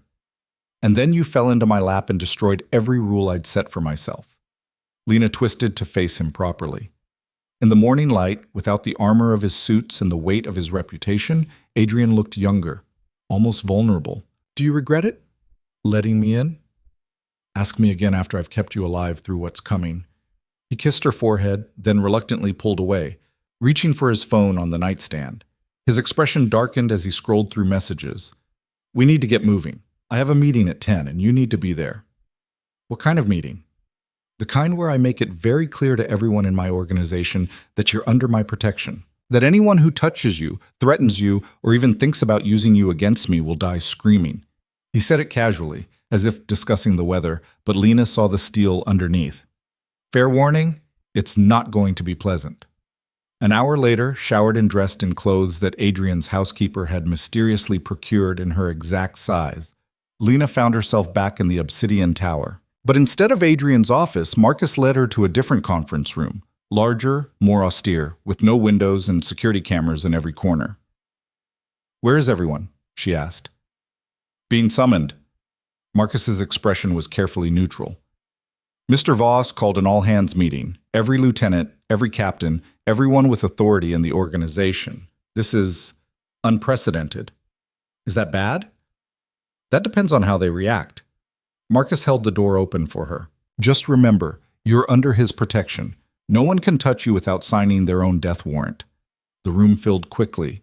Lena recognized some faces from previous meetings. James, with his calculating eyes. Dmitri, who controlled the eastern territories. Chen, who managed their legitimate business fronts. But there were others too. Hard-looking men and a few women who carried themselves with the same predatory grace. Every single one of them looked at her with varying degrees of curiosity and concern. Adrian entered last, and the room fell silent. He moved to the head of the table with that effortless authority that made people instinctively defer to him, but he didn't sit. Instead, he reached back and pulled Lena forward, positioning her beside him where everyone could see. Most of you have already heard rumors, Adrian said quietly, his voice carrying easily through the silent room. I'm here to confirm them. Lena Carter is under my personal protection. She has full access to this organization's resources and my complete trust. The silence that followed was deafening. Lena felt dozens of eyes assessing her, measuring her, trying to figure out exactly what she meant to Adrian and how that would affect the carefully balanced power structure he'd built. James was the first to speak. With all respect, boss, is that wise? We don't know anything about her, where she came from, what her connections are, whether she can be trusted. Adrian's voice went soft and deadly. I trust her. That's all you need to know. But let me be very clear. Adrian's hand found the small of Lena's back, a gesture of both possession and protection. Anyone who threatens her threatens me. Anyone who harms her will beg for death long before I grant it. And anyone who questions my judgment on this matter can leave now and find employment elsewhere. Are we understood? The threat hung in the air like a blade. Around the table, people shifted uncomfortably. James's jaw tightened, but he nodded slowly. I need to hear it, Adrian insisted. Every single one of you. Are we understood? A chorus of affirmatives filled the room, some more convincing than others. Lena felt Adrian's hand tighten slightly on her back. Not hurting, just anchoring. Good. Now Lena will be sitting in on all senior meetings going forward. She'll have access to our communications, our operations, our strategies. If you have a problem with that, take it up with me directly. Don't make the mistake of taking it up with her. Dmitri, the oldest of the lieutenants, leaned back in his chair. You're making her a target, Adrian. Everyone who wants to hurt you now has a clear path to do it. They had that path the moment I looked at her. Adrian's voice was matter of fact. At least now she has the protection and resources to survive it. And make no mistake, I will burn this entire city to the ground before I let anyone touch her. That's not a threat. It's a promise. The meeting devolved into business after that. Territory disputes, shipment schedules, the usual machinery of running a criminal empire. But Lena barely heard any of it. She was too focused on the weight of all those eyes on her, assessing, judging, calculating how to use this new information to their advantage. When the meeting finally ended, Adrian kept her close as people filed out. Several stopped to introduce themselves properly. Chen offered a polite handshake and a knowing smile. Dmitri grumbled something that might have been welcome. And a woman named Sophia, who apparently ran their information network, looked Lena up and down before nodding approvingly. "You've got spine," Sophia said. "Good. You'll need it." James was the last to leave, and he paused at the door. "A word, boss?" Adrian's expression hardened. "Lena, wait for me in my office. Rebecca will bring you coffee." "I can stay." "No." He softened it with a kiss to her temple. "This is business. Go." Lena went, but not before catching the concerned look on James's face. Whatever he wanted to discuss, it wasn't good. Rebecca was waiting in Adrian's office with coffee and a sympathetic expression. "Survived your first war council?" "Is that what that was?" "More or less. Adrian doesn't usually bring people into the inner circle. The fact that he did it for you in front of everyone, with zero ambiguity about what you mean to him," Rebecca shook her head. "That was a declaration of war against anyone who might hurt you, but also a massive gamble. Because now I'm a target. Because now he's shown weakness. Love is weakness in this world, Miss Carter. It gives people leverage. And there are a dozen organizations in this city who would kill for leverage over Adrian Voss." The word settled over Lena like ice water. "Maybe I should—" "Don't even think about running." Rebecca's voice went sharp. "You think disappearing would protect him? It would destroy him. I've never seen Adrian like this. Not in 12 years. He's all in. The question is whether you are." Before Lena could answer, the door opened and Adrian entered, his expression stormy. James followed, looking grim. "We have a problem," Adrian said without preamble. "Tony Moretti just made a move. He grabbed one of our distributors, someone who knows our routes and schedules. Either he's torturing him for information or he's already dead." "Leverage play," James said. "He's trying to force us to the table to renegotiate territory." "No." Adrian's voice was cold. "He's testing whether having Lena has made me soft. Whether I'll make concessions to avoid a war." Lena's stomach dropped. "This is because of me?" Adrian crossed to her in 2 strides, his hands framing her face. "This is because Tony Moretti is an idiot who thinks he can exploit my feelings to gain advantage. He's wrong, and he's going to learn exactly how wrong very shortly." He kissed her hard, then turned to James. "Assemble a team. I want our guy back, and I want Moretti to understand that you don't touch what's mine. Adrian, if we hit them directly, it could spark a full war. Then we go to war." Adrian's tone left no room for argument. "I won't let them think they can use Lena against me. Every organization in this city needs to see what happens when you threaten something I care about. Set it up for tonight." James hesitated, his eyes flicking to Lena. "Are you sure this is the right call? Are you questioning me?" The silence was dangerous. Finally, James shook his head. "No, boss. I'll have the team ready in 3 hours." After he left, Rebecca quietly excused herself, leaving Lena alone with Adrian. The tension in the room was suffocating. "People are going to die because of me," Lena said quietly. "People are going to die because Tony Moretti made a stupid decision. Don't take that on yourself." Adrian pulled her into his arms, and she felt him trembling slightly. Not fear, but barely controlled rage. "This was always going to happen. The moment I showed interest in you, every rival I have started calculating how to use it. I knew the risk. I chose you anyway." "Maybe James is right. Maybe you're making a mistake. The only mistake I could make is letting fear dictate my choices." He pulled back enough to meet her eyes. "Do you trust me?" "I barely know you." "That's not what I asked. Do you trust me to keep you safe? To handle this without it destroying what we're building?" Lena searched his face, seeing the cold calculation mixed with fierce protectiveness. This was who Adrian Voss really was, a man who would burn the world down for the people he loved. Consequences be damned. It should have terrified her. Instead, it made her feel safer than she'd ever felt in her life. "Yes," she whispered. "I trust you." Something in Adrian's expression cracked, revealing raw vulnerability underneath. "Then trust me now. I need to handle this situation, and I need to know you're safe while I do it. Can you stay here? In the tower? In my office? With security outside the door?" "I'm not a child, Adrian. I don't need to be locked away. You're the most important thing in my world, and I'm about to walk into a situation that could go very wrong very fast. Please, for me, stay here where I know you're protected." The plea in his voice undid her. "Okay, but you come back to me. Whatever you have to do out there, you come back. Always." He kissed her deeply, pouring everything he couldn't say into it, promise and possession and desperate need.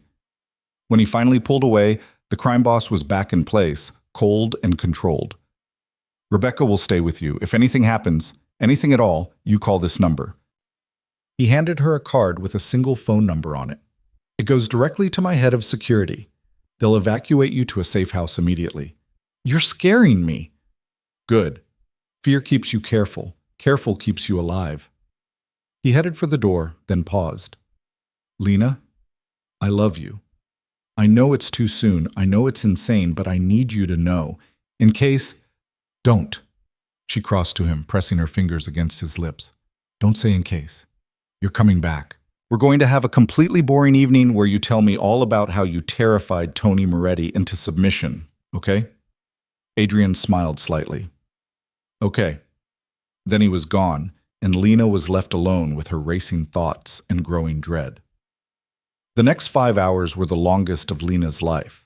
Rebecca kept her company, teaching her more about the organization's structure and carefully not mentioning whatever operation Adrian was running. The sun set over the city, painting the sky in shades of orange and red that looked too much like fire and blood. Lena's new phone buzzed periodically with updates from Adrian, brief clinical messages that told her nothing and everything. "Team assembled. In position. Making contact." Then, for 45 excruciating minutes, nothing. Lena paced Adrian's office, her imagination conjuring increasingly terrible scenarios. Adrian shot. Adrian captured. Adrian dead in some warehouse while she sat safely in his tower, useless and afraid. When her phone finally rang, she nearly dropped it in her haste to answer. "Adrian? Hi, baby." His voice was calm, steady, and she nearly sobbed with relief. "I'm okay.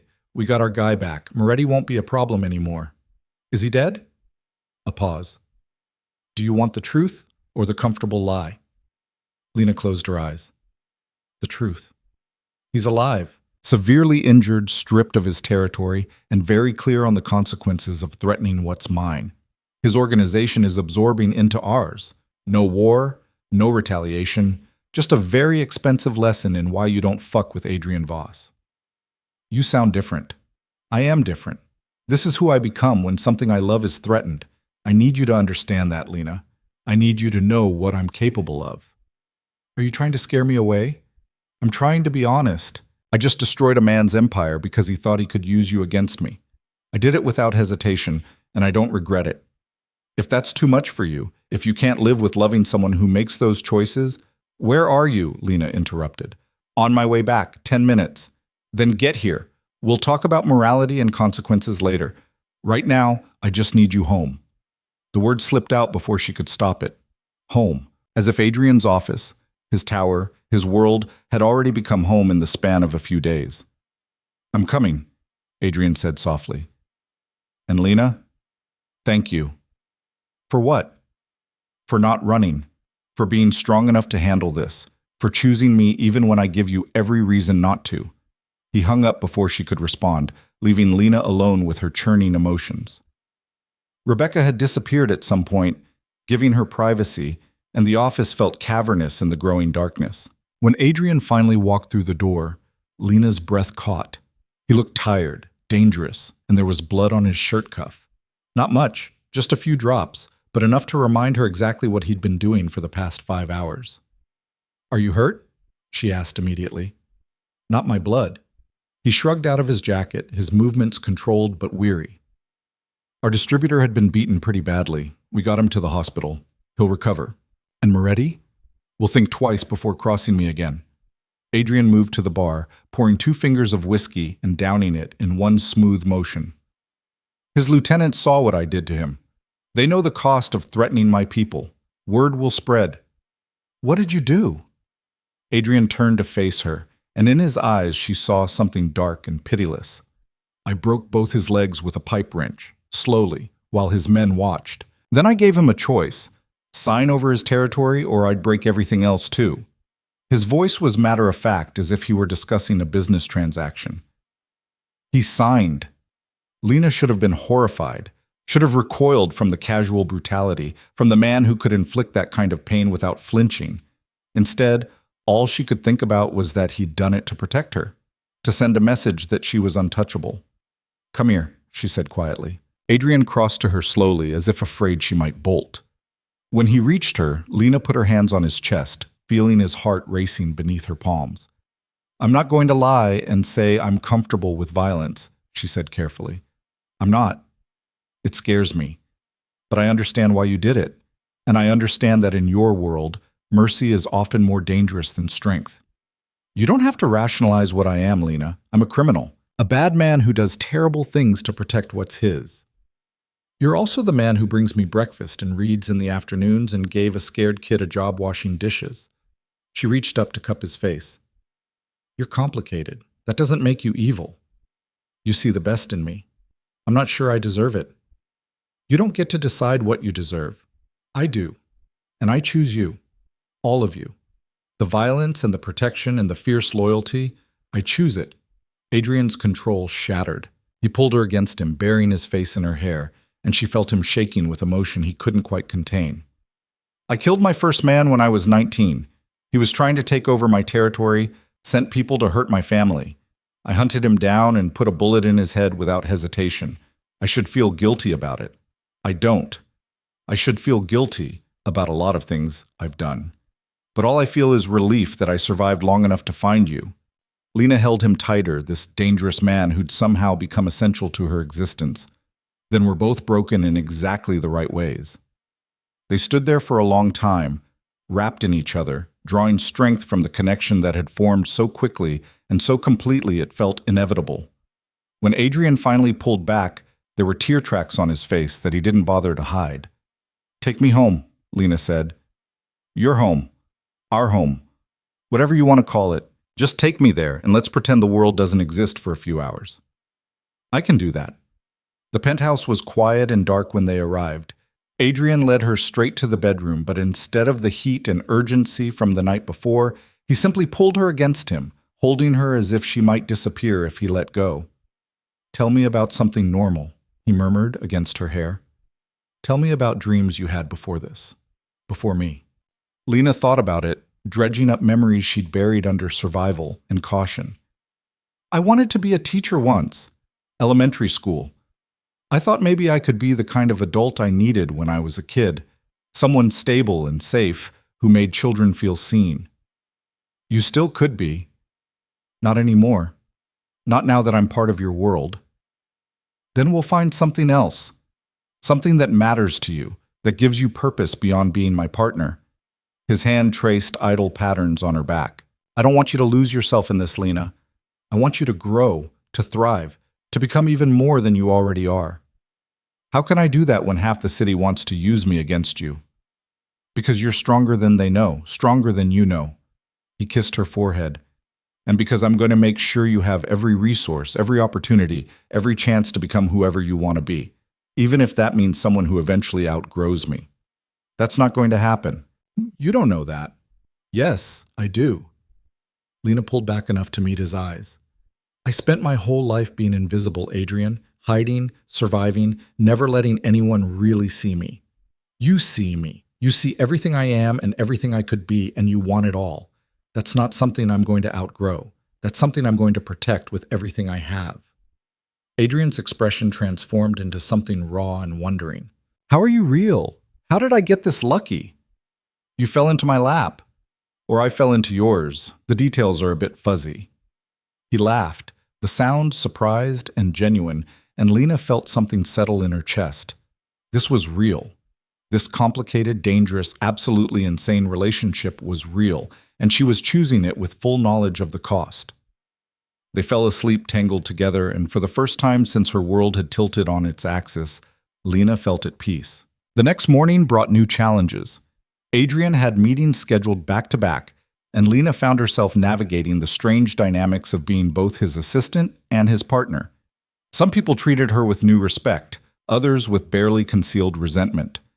She learned to read the room, to know when to speak and when to observe, to understand the unspoken hierarchies that governed Adrian's organization. Sophia, the information specialist, took her aside after a particularly tense meeting. "You're doing well," she said approvingly. "Better than I expected." "That's a backhanded compliment if I ever heard one." Sophia smiled. "I don't give compliments lightly, but I like you, Lena. You've got spine and you don't play games. So let me give you some advice. Trust your instincts. If someone feels wrong, they probably are. And don't let anyone make you think you're weak for caring about Adrian. Love isn't weakness. Using it against yourself is. Thank you. Don't thank me yet. Things are going to get worse before they get better. Moretti wasn't the only one watching. Others will test you, test Adrian through you. Be ready." The warning proved prophetic. Over the next 2 weeks, Lena faced a barrage of subtle and not-so-subtle threats. Anonymous messages on her phone, flowers delivered to the office with condolence cards, a near-miss car accident that Marcus barely avoided. Each incident was calculated to terrify her without quite crossing the line that would bring Adrian's full wrath down on the perpetrators. Adrian responded to each threat with cold precision, tightening security, eliminating potential enemies, sending messages through channels Lena didn't fully understand. But she could see the toll it was taking on him, the lines of stress around his eyes, the tension in his shoulders, the way he held her a little tighter each night as if afraid she'd vanish. "This can't continue," Lena said one evening as they reviewed yet another threat assessment. "We're both going to crack under this pressure. It'll ease off once people realize you're not going anywhere. Once they understand threatening you only makes things worse for them. And if it doesn't," Adrian's expression went hard, "then I make an example that no one will ever forget. One so brutal, so complete, that the mere thought of touching you becomes unthinkable." That's not sustainable. You can't rule through fear alone. I've been doing it for 10 years. And look where it's gotten you. Isolated, constantly under threat, unable to trust anyone. Lena took his hands, forcing him to look at her. "I'm not saying abandon who you are, but maybe there's a middle ground between complete vulnerability and absolute brutality." "What are you suggesting?" "I'm suggesting we find allies. Real allies. Not just people who work for you out of fear. Build something that lasts beyond you, beyond us. Make this organization about more than just territory and profit." Adrian stared at her as if she'd suggested growing wings and flying. "That's not how this world works." "Then maybe it's time to change how this world works." Lena pressed on, the idea forming even as she spoke it. "You have power, resources, influence. What if you use some of it for good? Really good. Not just protection money disguised as charity, but actual investment in the communities you control. Better schools, safer streets, opportunities for kids like you were." "You want me to become a philanthropist?" "I want you to become something more than just another crime boss who eventually gets taken down by someone younger and hungrier. I want you to build a legacy that matters." For a long moment, Adrian said nothing. Then slowly, something shifted in his expression, calculation mixed with possibility. "You're serious?" "Completely. And I think it could work. People fear you now, but what if they also respected you? What if your organization became known for protecting people, not just extracting from them?" "That's a dangerous idea, Lena." "All the best ideas are." Adrian pulled her into his lap, studying her face with that intense focus that still made her breath catch. "You're going to change everything, aren't you? Not just me, but my entire empire. Only if you let me." "I'm absolutely going to let you." He kissed her deeply, pouring everything he couldn't say into it. "But we do this carefully, slowly. Because the moment people think I'm going soft, they'll strike. And I can't protect you if I'm fighting off challenges from every direction. Then we make it look like strength, not weakness. A strategic repositioning, not a personality change." "Listen to you, talking like a crime boss." Adrian's smile was proud and possessive. "A month ago, you were invisible. Now you're planning to restructure a criminal empire. A month ago, I fell into your lap. Literally. Everything since then has been improvisation. Best accident of my life." They spent the rest of the evening sketching out possibilities. Legitimate business fronts that could actually help communities, scholarship programs, investment in infrastructure. It was ambitious and probably insane, But for the first time since this had all started, Lena felt like they were building towards something instead of just reacting to threats. Late that night, as they lay in Adrian's massive bed with the city lights painting patterns on the ceiling, he turned to her with an expression she couldn't quite read. "What?" she asked. "I've been thinking about what you said, about building something that lasts." His hand found hers under the covers, fingers interlacing. "I want that. With you. A future that's about more than just survival." "Me too. But we can't build a future if we're constantly under siege, so I'm going to do something that might seem extreme." He paused. "I'm calling a summit. Every major organization in the city, and I'm going to make it very clear that you're not just under my protection. You're my partner in every way that matters. That attacking you is attacking me, and I will respond with everything I have. That's dangerous. So is pretending we can ease into this. Better to make the statement loud and clear, force everyone to accept it, or challenge me directly." Lena's heart raced with a mixture of fear and anticipation. "When?" 2 weeks. That gives us time to prepare, to shore up alliances, to make sure we're ready for whatever comes. He rolled to face her fully. "Are you ready for this? Once I make that announcement, there's no going back. You'll be fully in this world, with all the danger and darkness that entails." Lena thought about running, about the safe, invisible life she could have had. Then she looked at the man beside her, dangerous and devoted, brutal and tender, offering her not just protection, but partnership in building something that mattered. "I'm ready," she said. "Let's show them what we're made of." Adrian's smile was fierce and full of promise. "Together." "Together," Lena echoed, and sealed it with a kiss that tasted like danger and destiny and a future she was choosing with eyes wide open. The 2 weeks before the summit passed in a blur of preparation and mounting tension. Lena found herself thrust into a crash course on criminal politics, learning the intricate web of alliances and rivalries that governed the city's underworld. Adrian was patient but thorough, walking her through each organization's history, their strengths and weaknesses, the personal grudges and old wounds that influenced every decision. "Viktor Kozlov runs the docks," Adrian explained one evening, papers spread across his dining table like battle plans. "He's old school, values loyalty above everything. If we can convince him that our relationship strengthens rather than weakens my position, he'll back us publicly. That matters. And if we can't convince him, then he becomes a problem we'll need to handle carefully. Victor's been in this business for 40 years. He has connections we can't afford to lose, but he also remembers a time when women in this world were ornaments, not partners." Adrian's jaw tightened. "He's going to test you, push boundaries, try to see if you'll crack under pressure." Lena studied the photograph attached to Victor's file, a broad-shouldered man with steel-gray hair and eyes that had seen too much. "Let him test me. I've been tested my whole life. That's my girl." Adrian pulled her into his lap, a gesture that had become natural over the past weeks. "But remember, you don't have to prove anything to these people. You've already proven everything that matters to me." "And what about Sophia? Where does she stand in all this?" "Sophia's neutral by design. She sells information to everyone, which means she's trusted by no one and needed by all. She likes you, which is rare. Use that." He kissed her temple absently, his mind clearly running through scenarios. The real wild cards are the Chen brothers. They control the East Side gambling operations, and they're ambitious, young, hungry for expansion. Meaning they might see this summit as an opportunity to make a move? Exactly. Adrian's expression darkened.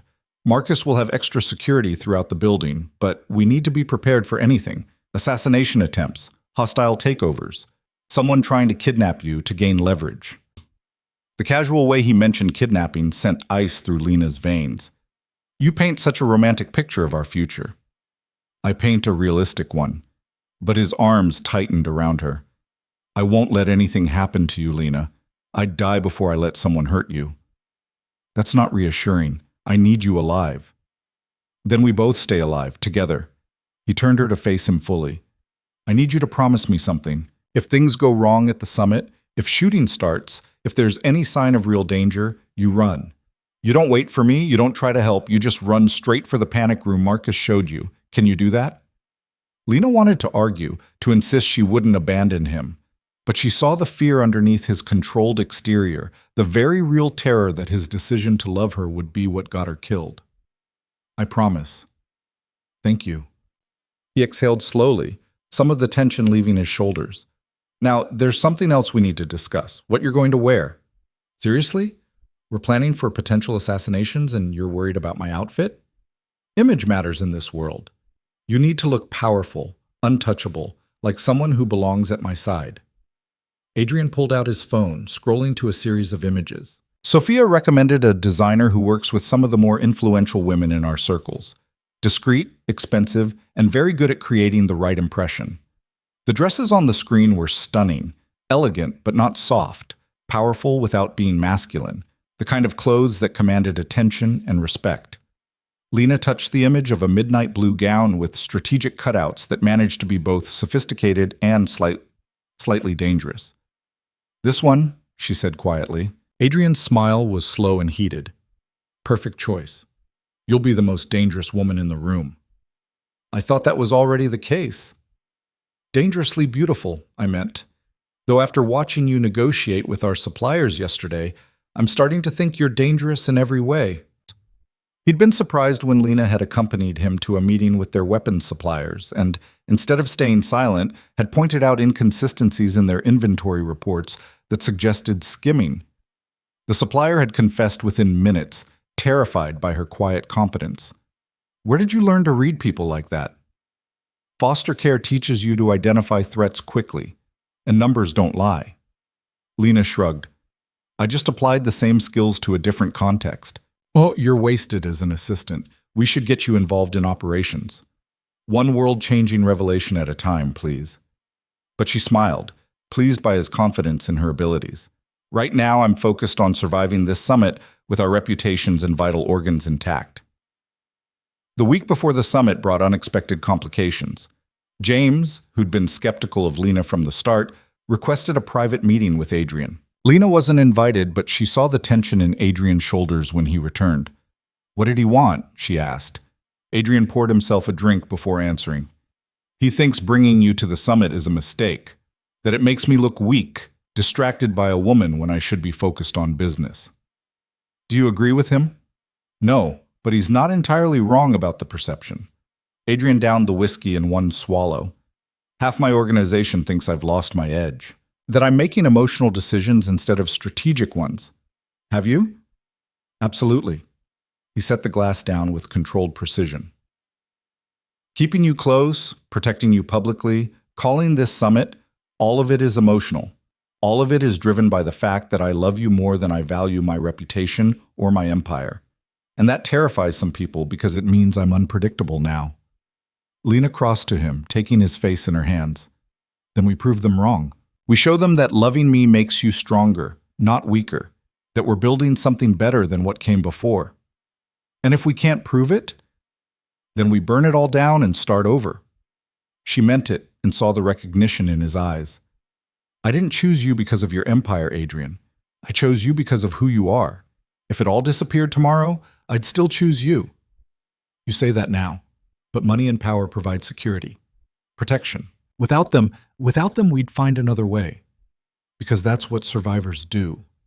Lena kissed him softly. "Stop borrowing trouble from the future. We handle what's in front of us, and right now, that's this summit." The night before the summit, Lena couldn't sleep.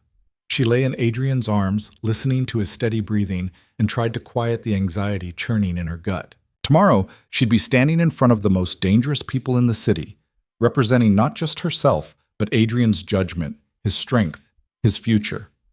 One wrong word, one moment of weakness, and she could undermine everything he'd built.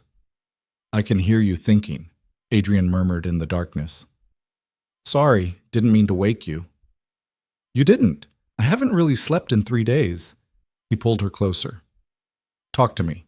What's got you spiraling? What if I mess this up? What if I say the wrong thing or show fear at the wrong moment and it costs you?" "Then we handle it. Together."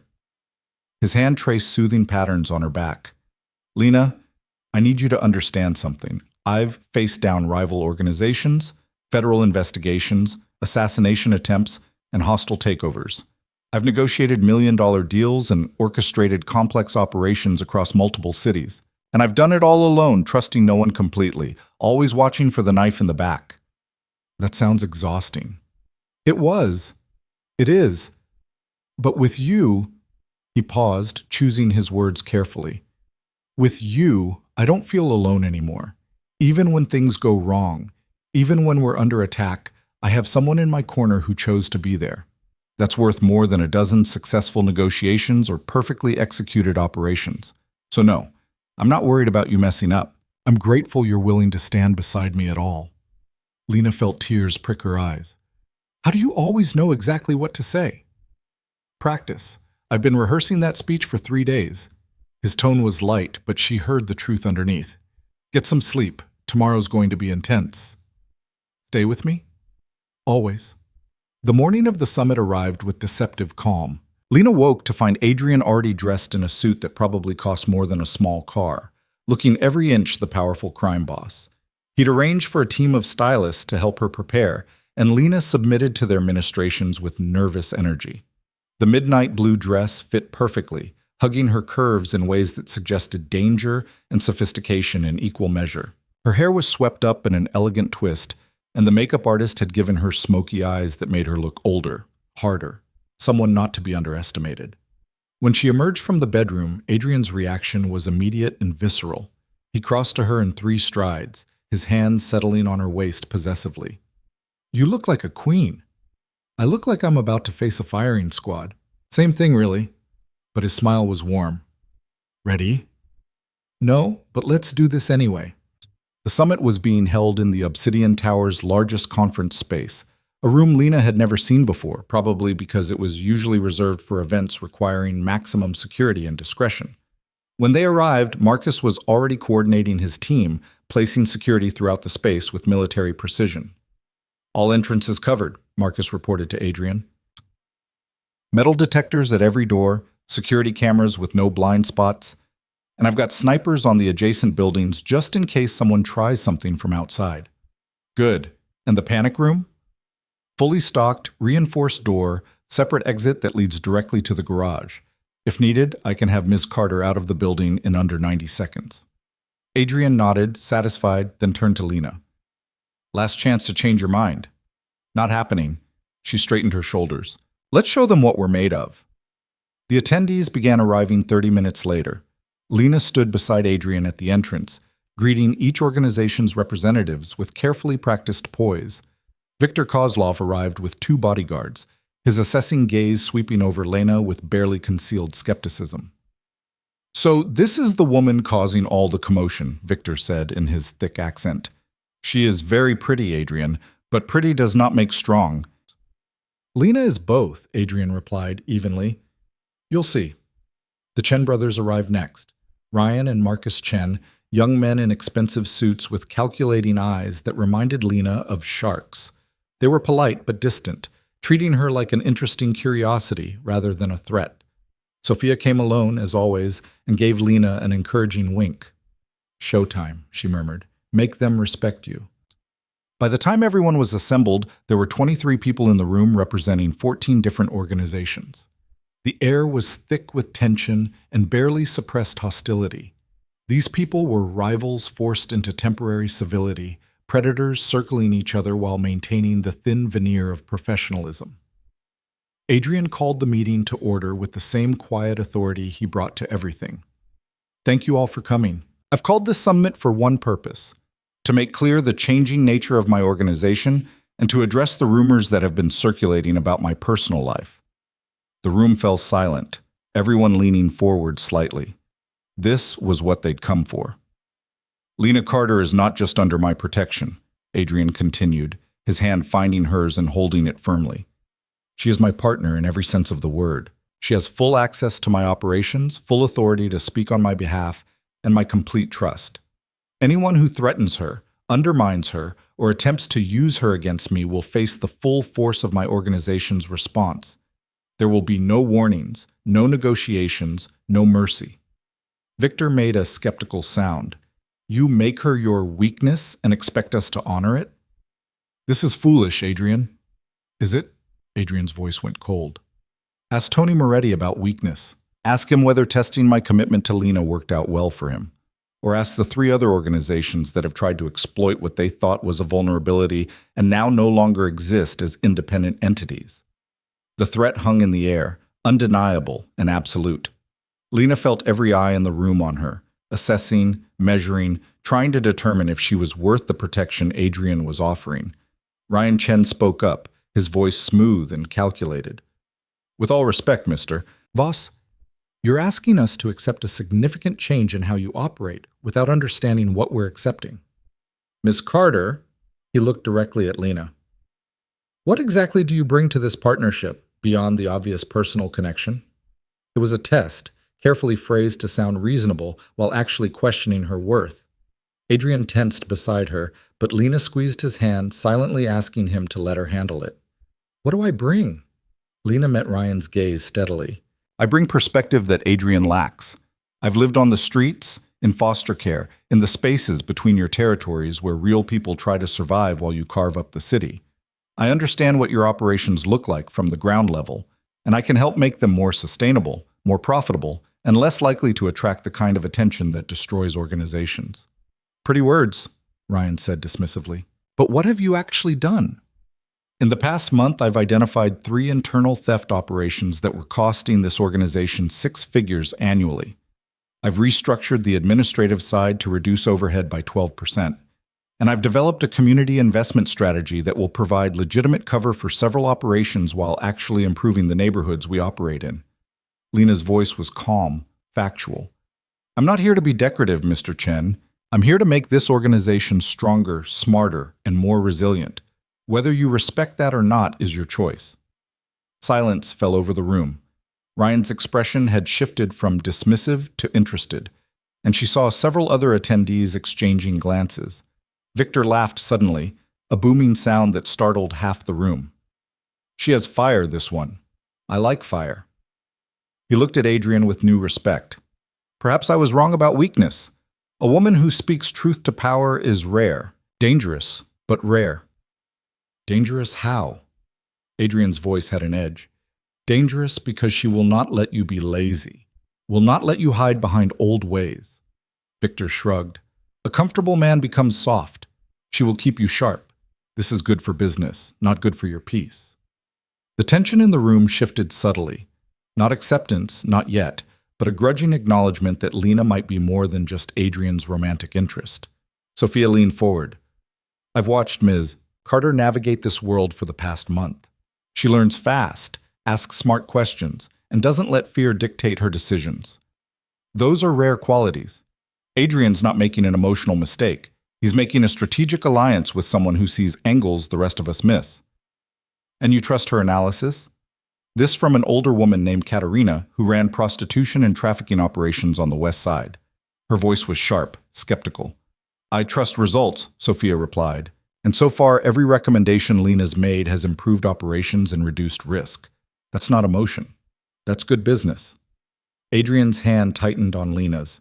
She could feel his tension, knew he was ready to defend her if needed, but also trying to give her space to establish herself on her own terms. Marcus Chen spoke up again. Let's say we accept this new dynamic. What does it mean for existing agreements? Do we negotiate with you, with her, with both? With both, Adrian said firmly. Lena has full authority to negotiate on behalf of our organization. Any agreement she makes, I'll honor. Any conflict she identifies, I'll address. That's a lot of power for someone who's been in this world for barely a month, Marcus said carefully. It's a lot of trust, Adrian corrected. And I don't give trust lightly. If I say she speaks for me, she speaks for me. Period. Victor stood abruptly, and the room tensed. But instead of challenging them, he walked over to Lena and extended his hand. You are a brave woman, Lena Carter. Brave or foolish, time will tell. But I respect courage. You have my blessing, for what it's worth. Lena shook his hand, feeling the strength in his grip, the calluses that spoke of violence personally delivered. Thank you, Victor. I hope to earn your respect, not just your blessing. We will see. But his smile was genuine. Adrian, you choose interesting life. Good luck. One by one, the other attendees approached. Some offered genuine congratulations, others merely acknowledged the new reality with varying degrees of enthusiasm. The Chen brothers were among the last, and Marcus Chen studied Lena with disconcerting intensity before speaking. "You've made an impression today, Ms. Carter. Let's see if you can sustain it." It wasn't quite friendly, but it wasn't hostile either. "Fair warning, there are people in this room who will test you, personally. Don't expect Victor's blessing to protect you from everyone." "I don't expect protection from anyone but myself," Lena replied evenly, "but I appreciate the warning." After the last attendee left, Lena sagged against Adrian, her carefully maintained composure finally cracking. "Oh my God, that was terrifying. You were magnificent." He pulled her into his arms, and she felt him trembling slightly. "I've never been more proud or more terrified in my life." "Victor likes me. That's good, right?" "That's huge. Victor's opinion carries weight. If he's backing you publicly, others will think twice about making moves." Adrian kissed the top of her head. "But Marcus Chen was right. There will be tests. People who think you got lucky today and want to see if you'll crack under real pressure." "Let them test me." Lena pulled back steel in her voice. "I survived worse than crime bosses posturing for position. I can handle whatever they throw at me." "That's my fierce girl." But worry lingered in Adrian's eyes. "Just promise me you'll be careful. These people don't play fair, and they hold grudges." Before Lena could respond, Marcus rushed back into the room, his expression grim. "We have a problem. Building security just intercepted a package addressed to Ms. Carter. It's a box with a dead rat and a note." Adrian's entire demeanor changed instantly, going from relieved to deadly in a heartbeat. "What did the note say?" "Pretty words won't save you when the knives come out." Marcus handed over a clear evidence bag containing the note. "No signature, no identifying marks. Could be anyone." "But it's someone who was at the summit," Lena said quietly. "Someone who heard what I said and wanted to send a message immediately." "The Chen brothers left last," Adrian said, his voice dangerously soft. "And they were closest to the exit. Time frame matches." "Could also be someone working for any of the organizations," Marcus cautioned. "We shouldn't jump to conclusions." "No conclusions. Just questions." Adrian pulled out his phone, already typing. "I want surveillance footage from every entrance, every hallway, every inch of this building for the past 2 hours. I want to know everyone who came and went, and I want that package analyzed for prints, DNA, anything that can tell us who sent it." "On it." Marcus hurried out, leaving Lena and Adrian alone again. "So it begins," Lena said, trying to keep her voice steady. "The tests Marcus warned about." "This isn't a test. This is a threat." Adrian's hands were gentle on her shoulders, but his voice was pure ice. "And whoever sent it just signed their own death warrant. You can't kill everyone who sends me threatening messages. We depopulate the entire criminal underworld. Watch me." There was no humor in his voice, just absolute certainty. "I made it very clear what happens to people who threaten you. This person chose to ignore that warning. They'll serve as an example to anyone else who might be considering similar moves." Lena should have been disturbed by his casual discussion of murder. Instead, she felt a fierce surge of gratitude for his protection, for the absolute certainty that he would move heaven and earth to keep her safe. "What do we do now?" "Now we go home, we regroup, and we wait for Marcus to identify who sent that package. Then," his smile was cold and absolutely terrifying, "then I remind this city what happens when someone threatens what's mine." That night, back at the penthouse with extra security posted outside, Lena couldn't shake the image of the dead rat. It was such a cliché, such an obvious intimidation tactic, but it worked. Someone out there wanted her afraid, wanted her to doubt her place beside Adrian. "Talk to me," Adrian said, emerging from the bedroom where he'd been taking calls. "What's going on in that brilliant head?" "I'm wondering if I'm worth all this trouble." Lena wrapped her arms around herself. "If keeping me safe is going to cost you too much." "You're worth everything." He crossed to her, pulling her against his chest. "And anyone who thinks they can use fear to drive you away doesn't understand what we've built here. We're stronger together, Lena. Every challenge we face, every threat we overcome, it just proves that choosing each other was the right call. Even when choosing each other puts us both in danger." especially then. He tilted her face up to meet his eyes. I was alone for 15 years, Lena. Successful, powerful, feared, but utterly alone. I don't want to go back to that emptiness. I'll take the danger, the threats, the constant vigilance, if it means having you by my side. Lena kissed him then, pouring everything she couldn't say into it, gratitude and fear and fierce determination. When they finally broke apart, she felt steadier, more centered. We're going to be okay, she said, making it a promise rather than a question. We're going to be better than okay. Adrian's smile was genuine this time. We're going to change this entire world, one careful step at a time. And anyone who tries to stop us will learn exactly why you don't challenge Adrian Voss and the woman he loves. Marcus called at midnight with an update. The surveillance footage showed a courier delivering the package. A young man who'd been paid cash by someone whose description matched a lieutenant in the Chen organization. Not proof, but strong circumstantial evidence. Do we move on them? Marcus asked over the speakerphone. Adrian looked at Lena, making it a joint decision. She thought about it carefully, weighing consequences and strategies. No, she said finally. Not yet. If we retaliate without proof, we look paranoid. But we let the Chens know we know. Make them nervous. See if they make a mistake. Psychological warfare instead of direct confrontation, Adrian said approvingly. I like it. Marcus, arrange a meeting with the Chen brothers. Friendly, casual. Just checking in after the summit. Let them see that we're watching, that we know, but we're giving them a chance to step back. And if they don't step back, Marcus asked, then we remind them why crossing us is a fatal mistake. Adrian's voice was matter-of-fact. But Lena's right. We play this smart, not emotional. After hanging up, Adrian pulled Lena back into his arms. You're learning fast. I have a good teacher. She rested her head against his chest, listening to his heartbeat, and a strong incentive to get it right. I like being alive. Then we'll keep you that way. Together. Whatever it takes. They fell asleep tangled together, and despite the threats and the danger and the very real possibility that tomorrow would bring new challenges, Lena felt safe. Because she wasn't facing this world alone anymore. She had Adrian, and he had her.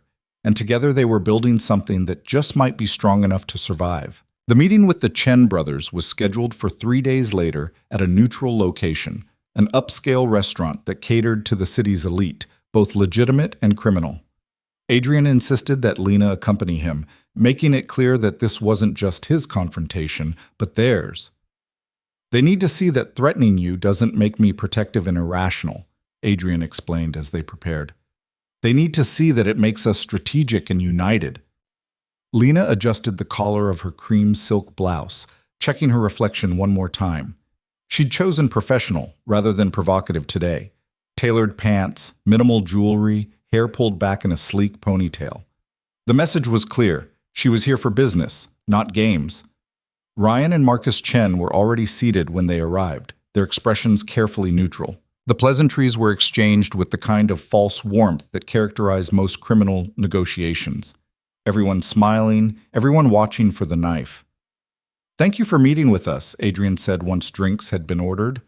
I wanted to follow up on the summit, make sure there were no lingering concerns about the organizational changes. Everything seemed clear, Ryan said smoothly. Though I admit, some of our associates were surprised by how quickly you've integrated Ms. Carter into operations. Lena has proven herself invaluable, Adrian replied, which is why I take any threats against her extremely seriously. The temperature at the table dropped noticeably. Marcus Chen's smile never wavered, but something dangerous flickered in his eyes. Threats? Has something happened? A package was delivered to the Obsidian Tower the night of the summit, Lena said, her voice calm and steady. Dead rat. Threatening note. Very dramatic, very cliché, and very traceable to someone in your organization. That's a serious accusation. Ryan's voice was cold now, the pretense of friendliness evaporating. You have proof? We have surveillance footage of the courier, Adrian said. We have a description that matches one of your lieutenants.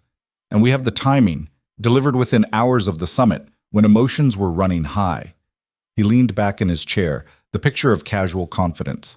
Now I could have responded immediately, taken out the lieutenant, sent my own message. But Lena convinced me to give you the benefit of the doubt. Perhaps it was a rogue action. Perhaps your man acted without authorization. The Chen brothers exchanged a glance so quick Lena almost missed it. They were communicating silently, making calculations. Finally, Marcus spoke. Hypothetically, if someone in our organization acted without our knowledge or approval, what would an appropriate response look like? Hypothetically, Lena said, taking over before Adrian could respond with something more aggressive, it would look like that person being removed from your organization permanently. It would look like assurances that such independent actions won't happen again. And it would look like a gesture of good faith, perhaps cooperation on the community investment initiatives I mentioned at the summit. Ryan studied her with new interest. You're offering us a way out. I'm offering partnership over conflict, Lena corrected. Adrian and I are trying to build something sustainable here, something that benefits everyone, not just our immediate organization. But we can't do that if we're constantly watching our backs, waiting for the next threat. And if we refuse this generous offer, Marcus's voice held an edge of challenge. Adrian's expression went cold. Then we stop being generous. We identify everyone involved in threatening Lena, and we make them examples. We audit every one of your operations, looking for weaknesses to exploit. We turn what could have been a profitable alliance into a very expensive conflict. He paused, letting the threat sink in. Your organization is growing fast. Too fast, some would say. You've made enemies. We could be allies who help you consolidate power, or we could be the ones who feed intelligence about your vulnerabilities to those enemies. Your choice. The silence stretched taut as a wire. Lena could see the calculation happening behind the Chen brothers' eyes, weighing risks, measuring advantages, deciding whether pride was worth potential destruction. Finally, Ryan nodded slowly. The lieutenant in question will be dealt with. You have my word.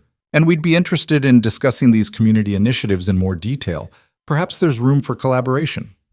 I think there is, Lena said, relief flooding through her. What if we start small? There's a neighborhood on the border between our territories that's been neglected by both organizations. High crime, failing schools, no economic opportunity. What if we jointly funded a community center there? Youth programs, job training, safe spaces. It would benefit both our operations by stabilizing the area, and it would show that we can work together constructively. Marcus looked skeptical. And the profit in that would be what, exactly? Stable neighborhoods means stable business, Adrian explained. Less police presence, less federal attention, more grateful residents who protect our operations instead of reporting them. It's long-term thinking instead of short-term extraction. It's also good PR, Ryan added thoughtfully.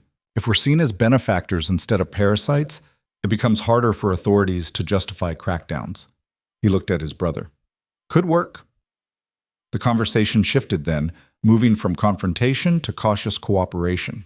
By the time lunch ended, they'd outlined the basics of a joint venture. The Chen brothers would provide funding and political connections, Adrian's organization would provide security and operational oversight, and Lena would coordinate the actual programs with community leaders. As they walked to the car afterward, Adrian pulled Lena close. You just turned a potential war into a business opportunity. I'm constantly amazed by you. I just don't see the point in destroying things when we could build them instead. She leaned into his warmth. Besides, keeping them close means we can watch them. Better to have the Chen brothers as allies we don't fully trust than enemies we can't predict. Strategic brilliance wrapped in compassion. Devastating combination. He kissed her temple. But we're not out of the woods yet. Someone sent that package, and even if the Chens deal with their lieutenant, there are others who might test you. He was right. Over the next month, Lena faced a series of increasingly aggressive challenges. Someone leaked her personal information online, including her foster care history and previous addresses. Another dead rat appeared, this time at the community center worksite. Anonymous calls came to her encrypted phone at all hours, breathing and hanging up, designed to unnerve and exhaust. But each time, Lena refused to break. She doubled down on the community initiatives, showing up at construction sites with Adrian, meeting with neighborhood leaders, proving through action that she wasn't going anywhere. And Adrian, true to his word, responded to each threat with calculated precision. Not always violence, but always consequences. People who crossed them found their operations audited, their shipments delayed, their allies suddenly distant. The message was clear. Adrian and Lena were a united front, and attacking one meant facing both. The breakthrough came from an unexpected source. Sophia called Lena directly one afternoon, her voice urgent. "We need to talk, in person, somewhere secure."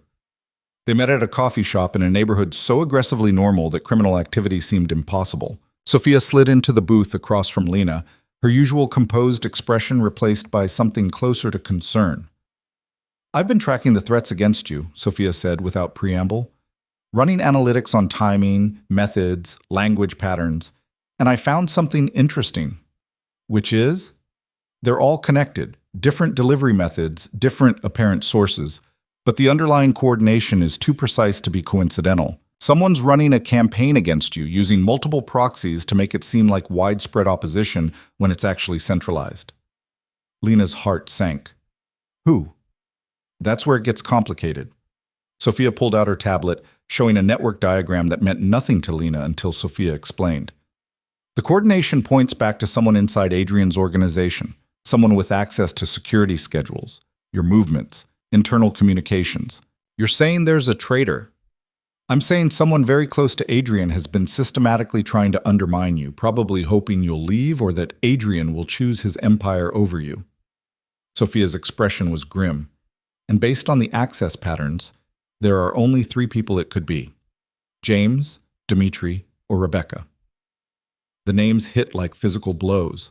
James, who'd been skeptical from the start. Dimitri, who'd grudgingly accepted her but never seemed fully convinced. Or Rebecca, who'd been kind and helpful and taught Lena everything about surviving in this world. "Are you sure?" Lena asked. 90%. I can't prove it definitively without tipping them off, but the data doesn't lie." Sophia reached across the table, squeezing Lena's hand. "You need to tell Adrian. Let him handle this internally before it escalates." Lena sat in the coffee shop for 20 minutes after Sophia left, wrestling with the implications. Someone she'd trusted, someone Adrian had trusted for years, had been actively working to destroy their relationship. The betrayal cut deep, but underneath the hurt was something else: determination. She'd survived worse than one traitor. She could survive this too. When she told Adrian that evening, his reaction was controlled fury. He listened to everything Sophia had discovered, his expression growing progressively darker until Lena finished and silence filled his office. "I'll kill them," he said finally, voice soft and absolutely lethal. "Whoever it is, they're dead." "No," Lena's voice was firm. "We expose them. We remove them from the organization, but we don't kill them. That just creates martyrs and more enemies. They tried to drive you away. They threatened you, terrorized you, betrayed everything I've built, and killing them proves their point, that you've gone soft, that I make you irrational, that love is weakness." Lena crossed to him, taking his face in her hands.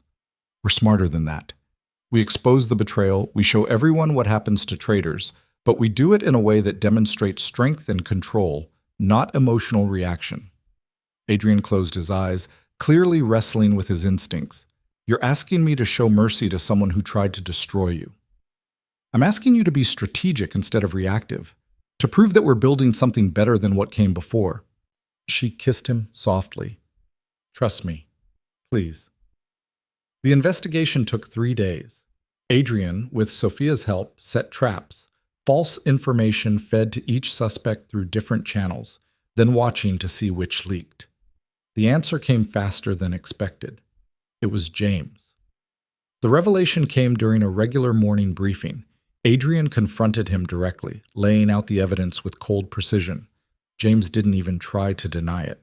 "You were supposed to be better than this," James said, his voice bitter. "You built this empire on strength and fear, and then you threw it all away for her. A woman you barely know who's turned you into someone I don't recognize." "I'm exactly who I've always been," Adrian replied quietly. "The difference is now I have something worth protecting beyond power and territory. Something that makes all of this mean something." "She's made you weak." "No, she's made me human." Adrian stood and the entire room felt the shift in his energy. "You have 1 hour to clear out your office and leave the city. If you're still here after that, Marcus will escort you out permanently. And James?" Adrian's voice went soft. If you ever threaten Lena again, if you even speak her name, I will forget mercy and remember only what you tried to take from me. We clear?" James left without another word, his career and reputation in ruins. The rest of the organization watched in silence, understanding the message. Loyalty to Adrian now meant loyalty to Lena. There was no separating them. In the aftermath, Lena expected to feel triumphant. Instead, she felt exhausted.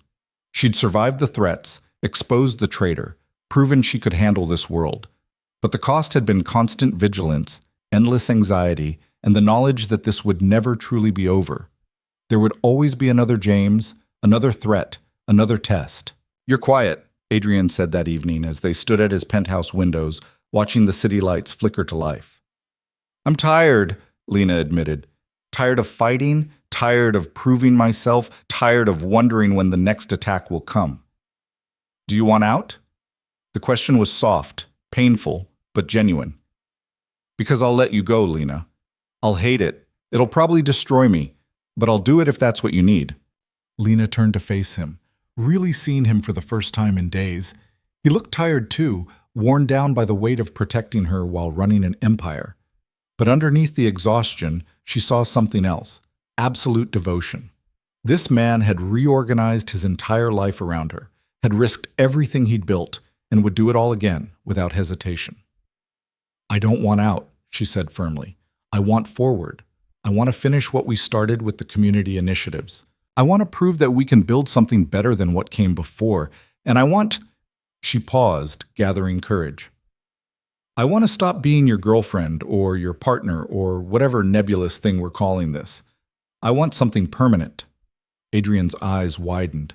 "Lena, I know it's fast, I know it's probably insane, but we've built a life together in the middle of chaos and threats and constant danger, and it works.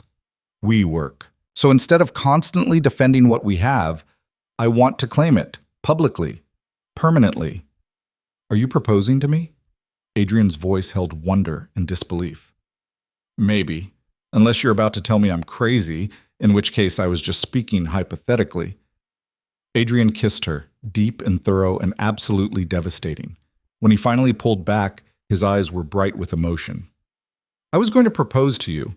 I had a plan, a ring, a whole romantic setup for next month. You did? I've been carrying the ring around for 2 weeks, waiting for the right moment." He pulled a small velvet box from his pocket, opening it to reveal a stunning diamond that caught the city lights and threw them back in brilliant facets. "I was going to take you back to Marco's restaurant, the place where I first let you see the real me, and ask you to spend the rest of your life building something beautiful out of this dangerous world we live in." Lena stared at the ring, tears streaming down her face. "That's a much better proposal than mine. Yours was perfect, direct, honest, completely you." Adrian took the ring from the box, holding it up. "Lena Carter, will you marry me? Will you let me spend the rest of my life proving that choosing you was the best decision I ever made? Will you build this empire with me and transform it into something that actually matters?" "Yes." The word came out choked with emotion. "Yes to all of it." He slipped the ring onto her finger, and it fit perfectly, as if it had been waiting for her all along. They kissed again, and Lena felt something shift, not just in their relationship, but in her entire understanding of her place in this world. She wasn't just surviving anymore. She was building, creating, choosing a future that was dangerous and difficult and absolutely worth fighting for. "When?" Adrian asked against her lips. "When what?" "When do you want to get married? We can have a big wedding, invite everyone, make it a statement. Or we can do it quietly, just us. Whatever you want." Lena thought about it, imagining a massive celebration with all of Adrian's business associates and rivals watching, calculating, looking for weaknesses. Then she imagined something simpler, just them. Maybe Marcus and Rebecca and Sophia making promises that mattered without turning it into a spectacle. Small, she decided. Soon. I don't want to wait months planning something elaborate. I want to wake up as your wife and get to work changing the world. How about next month? We could go back to where it started, the conference room where you fell into my lap, and make it official there. Full circle. Perfect. Lena smiled through her tears. Poetic, even. The news of their engagement spread through the organization within hours. Reactions were mixed, some genuinely happy, others strategically supportive, a few quietly resentful. But the message was clear. Lena wasn't going anywhere. She was becoming Mrs. Adrian Voss with all the power and protection that name carried. The Chen brothers sent an elaborate flower arrangement with a note.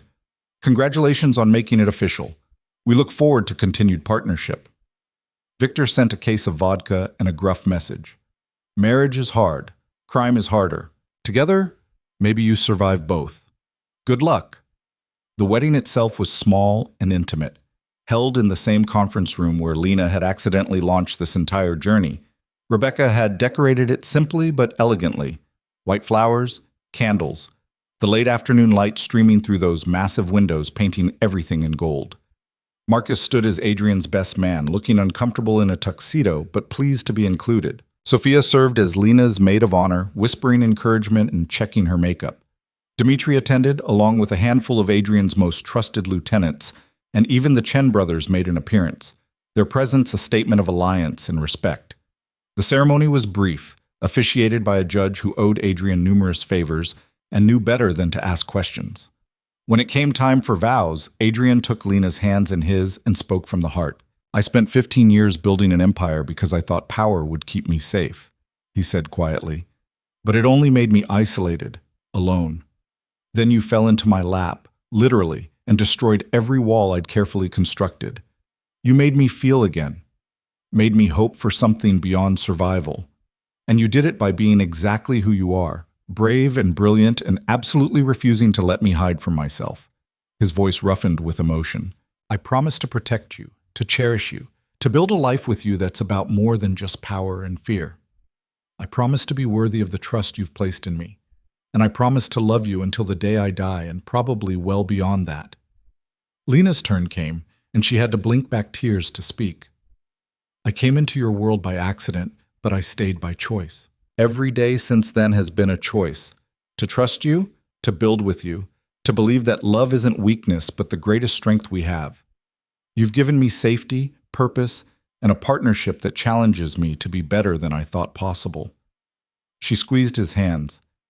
I promise to stand beside you through whatever comes, to be your partner in every sense, in business, in life, in transforming this empire into something that actually helps people. And I promise to never let you forget that you're more than just what you've done. You're also who you choose to be from this moment forward.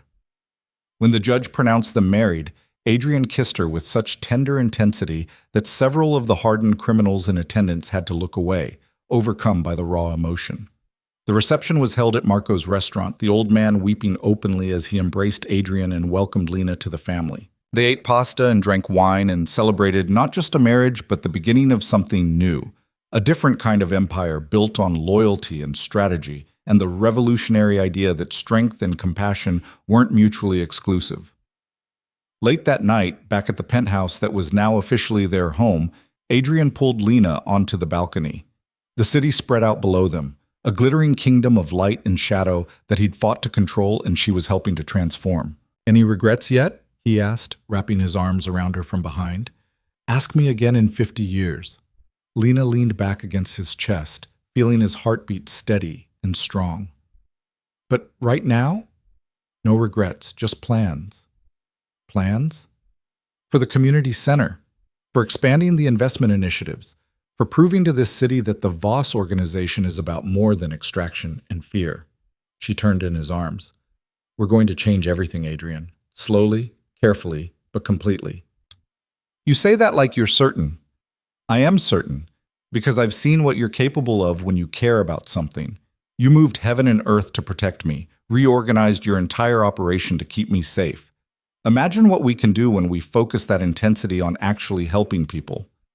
Adrian studied her face in the moonlight, and she saw wonder there mixed with fierce determination. I was a criminal before you. I'll probably always be a criminal in the eyes of the law. But maybe you can be a criminal who makes the world a little better instead of a little worse, Lena finished. Maybe we both can. Together. Always together. They stood there for a long time, wrapped in each other, making silent promises to the city below. Tomorrow would bring new challenges. There would always be threats, always be people who wanted to test them or take what they'd built. But tonight, they had each other. They had a plan. And they had the absolute certainty that whatever came next, they would face it as partners. The months that followed proved Lena right. The community center opened to widespread acclaim, offering youth programs and job training that actually helped stabilize the neighborhood. Other organizations, seeing the success, approached Adrian and Lena about similar partnerships. The Voss empire slowly transformed from purely extractive to something more complex. Still criminal, still dangerous, but also genuinely improving some of the communities it operated in. Victor became an unlikely ally, appreciating the long-term strategic thinking. The Chen brothers proved to be valuable partners, their political connections smoothing the way for expansion. Even some of the more skeptical lieutenants came around when they saw the results. More stability, less law enforcement pressure, better profits in the long run. Lena found her purpose in the transformation. She wasn't just Adrian's wife or his partner, she was the architect of change, the bridge between the criminal underworld and the legitimate world above. She negotiated with community leaders and politicians, structured deals that benefited everyone, and proved repeatedly that compassion and strategy weren't contradictory, but complementary. And through it all, Adrian was beside her, protecting her when threats emerged, supporting her when she needed to take risks, and learning from her how to wield power in ways that built instead of destroyed. 6 months after their wedding, they stood together in the completed community center, watching children play basketball and teenagers work on computer coding projects. Marco had come to see it, along with Rebecca and Sophia and several community leaders who'd initially been skeptical of accepting help from the Voss organization. "You did this?" Adrian murmured to Lena. "You took my empire of fear and turned it into something that actually matters." "We did this," Lena corrected. "I had the vision, but you had the power and resources to make it real. That's what partnership means." A young girl, maybe 10 years old, approached them shyly, clutching a drawing. "Are you Mr. and Mrs. Voss?" she asked. "We are," Lena said gently, kneeling to the girl's level. "What's your name?" "Carmen. I made this for you, to say thank you for the center." She held out the drawing, stick figures labeled Mr. Voss and Mrs. Voss, surrounded by hearts and stars. Lena's throat tightened with emotion. "It's beautiful, Carmen. Thank you." After the girl ran off, Lena stood and found Adrian watching her with an expression she'd learned to recognize, profound love mixed with something like awe. "What?" she asked. "I'm just thinking about how far we've come. From you falling into my lap to this, to building something that actually helps kids like Carmen have a better life than we did." He pulled her close. "You've made me better, Lena. Not perfect, not clean, but better. And that's more than I ever thought possible. We're not done yet. There's still so much work to do." "I know, and we'll do it together. One community at a time, one strategic partnership at a time, one small act of goodness at a time." Adrian kissed her forehead. "Until the empire I built on fear becomes a legacy we built on hope." That evening, as they prepared for bed, Lena caught sight of herself in the mirror, the ring on her finger, the confidence in her posture, the sense of purpose in her eyes. She was completely different from the woman who'd tripped over a carpet runner months ago, and yet fundamentally the same, still cautious, still strategic, but no longer invisible. "I love you," Adrian said from the doorway, watching her. "In case I haven't mentioned it recently. You mentioned it about an hour ago, but I never get tired of hearing it." Lena turned to face him. "I love you too, even though you're a criminal who occasionally terrifies me with how ruthless you can be." "Especially because of that?" "Maybe a little." She crossed to him, sliding her arms around his waist. "We're quite a pair, aren't it? The crime boss and the foster kid who decided to change the world." "The crime boss and his brilliant wife who's actually succeeding at changing the world," Adrian corrected. "There's a difference." They climbed into bed together, and Lena settled into Adrian's arms with the easy comfort of long practice.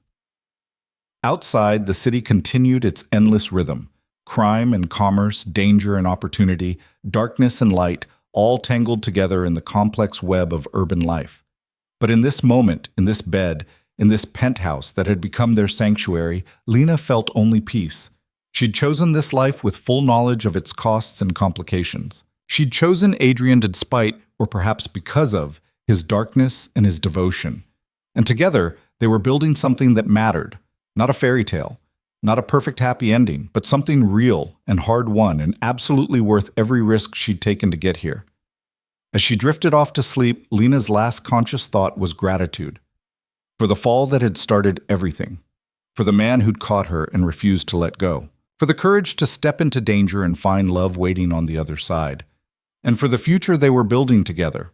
One careful choice, one strategic partnership, one small act of transformation at a time.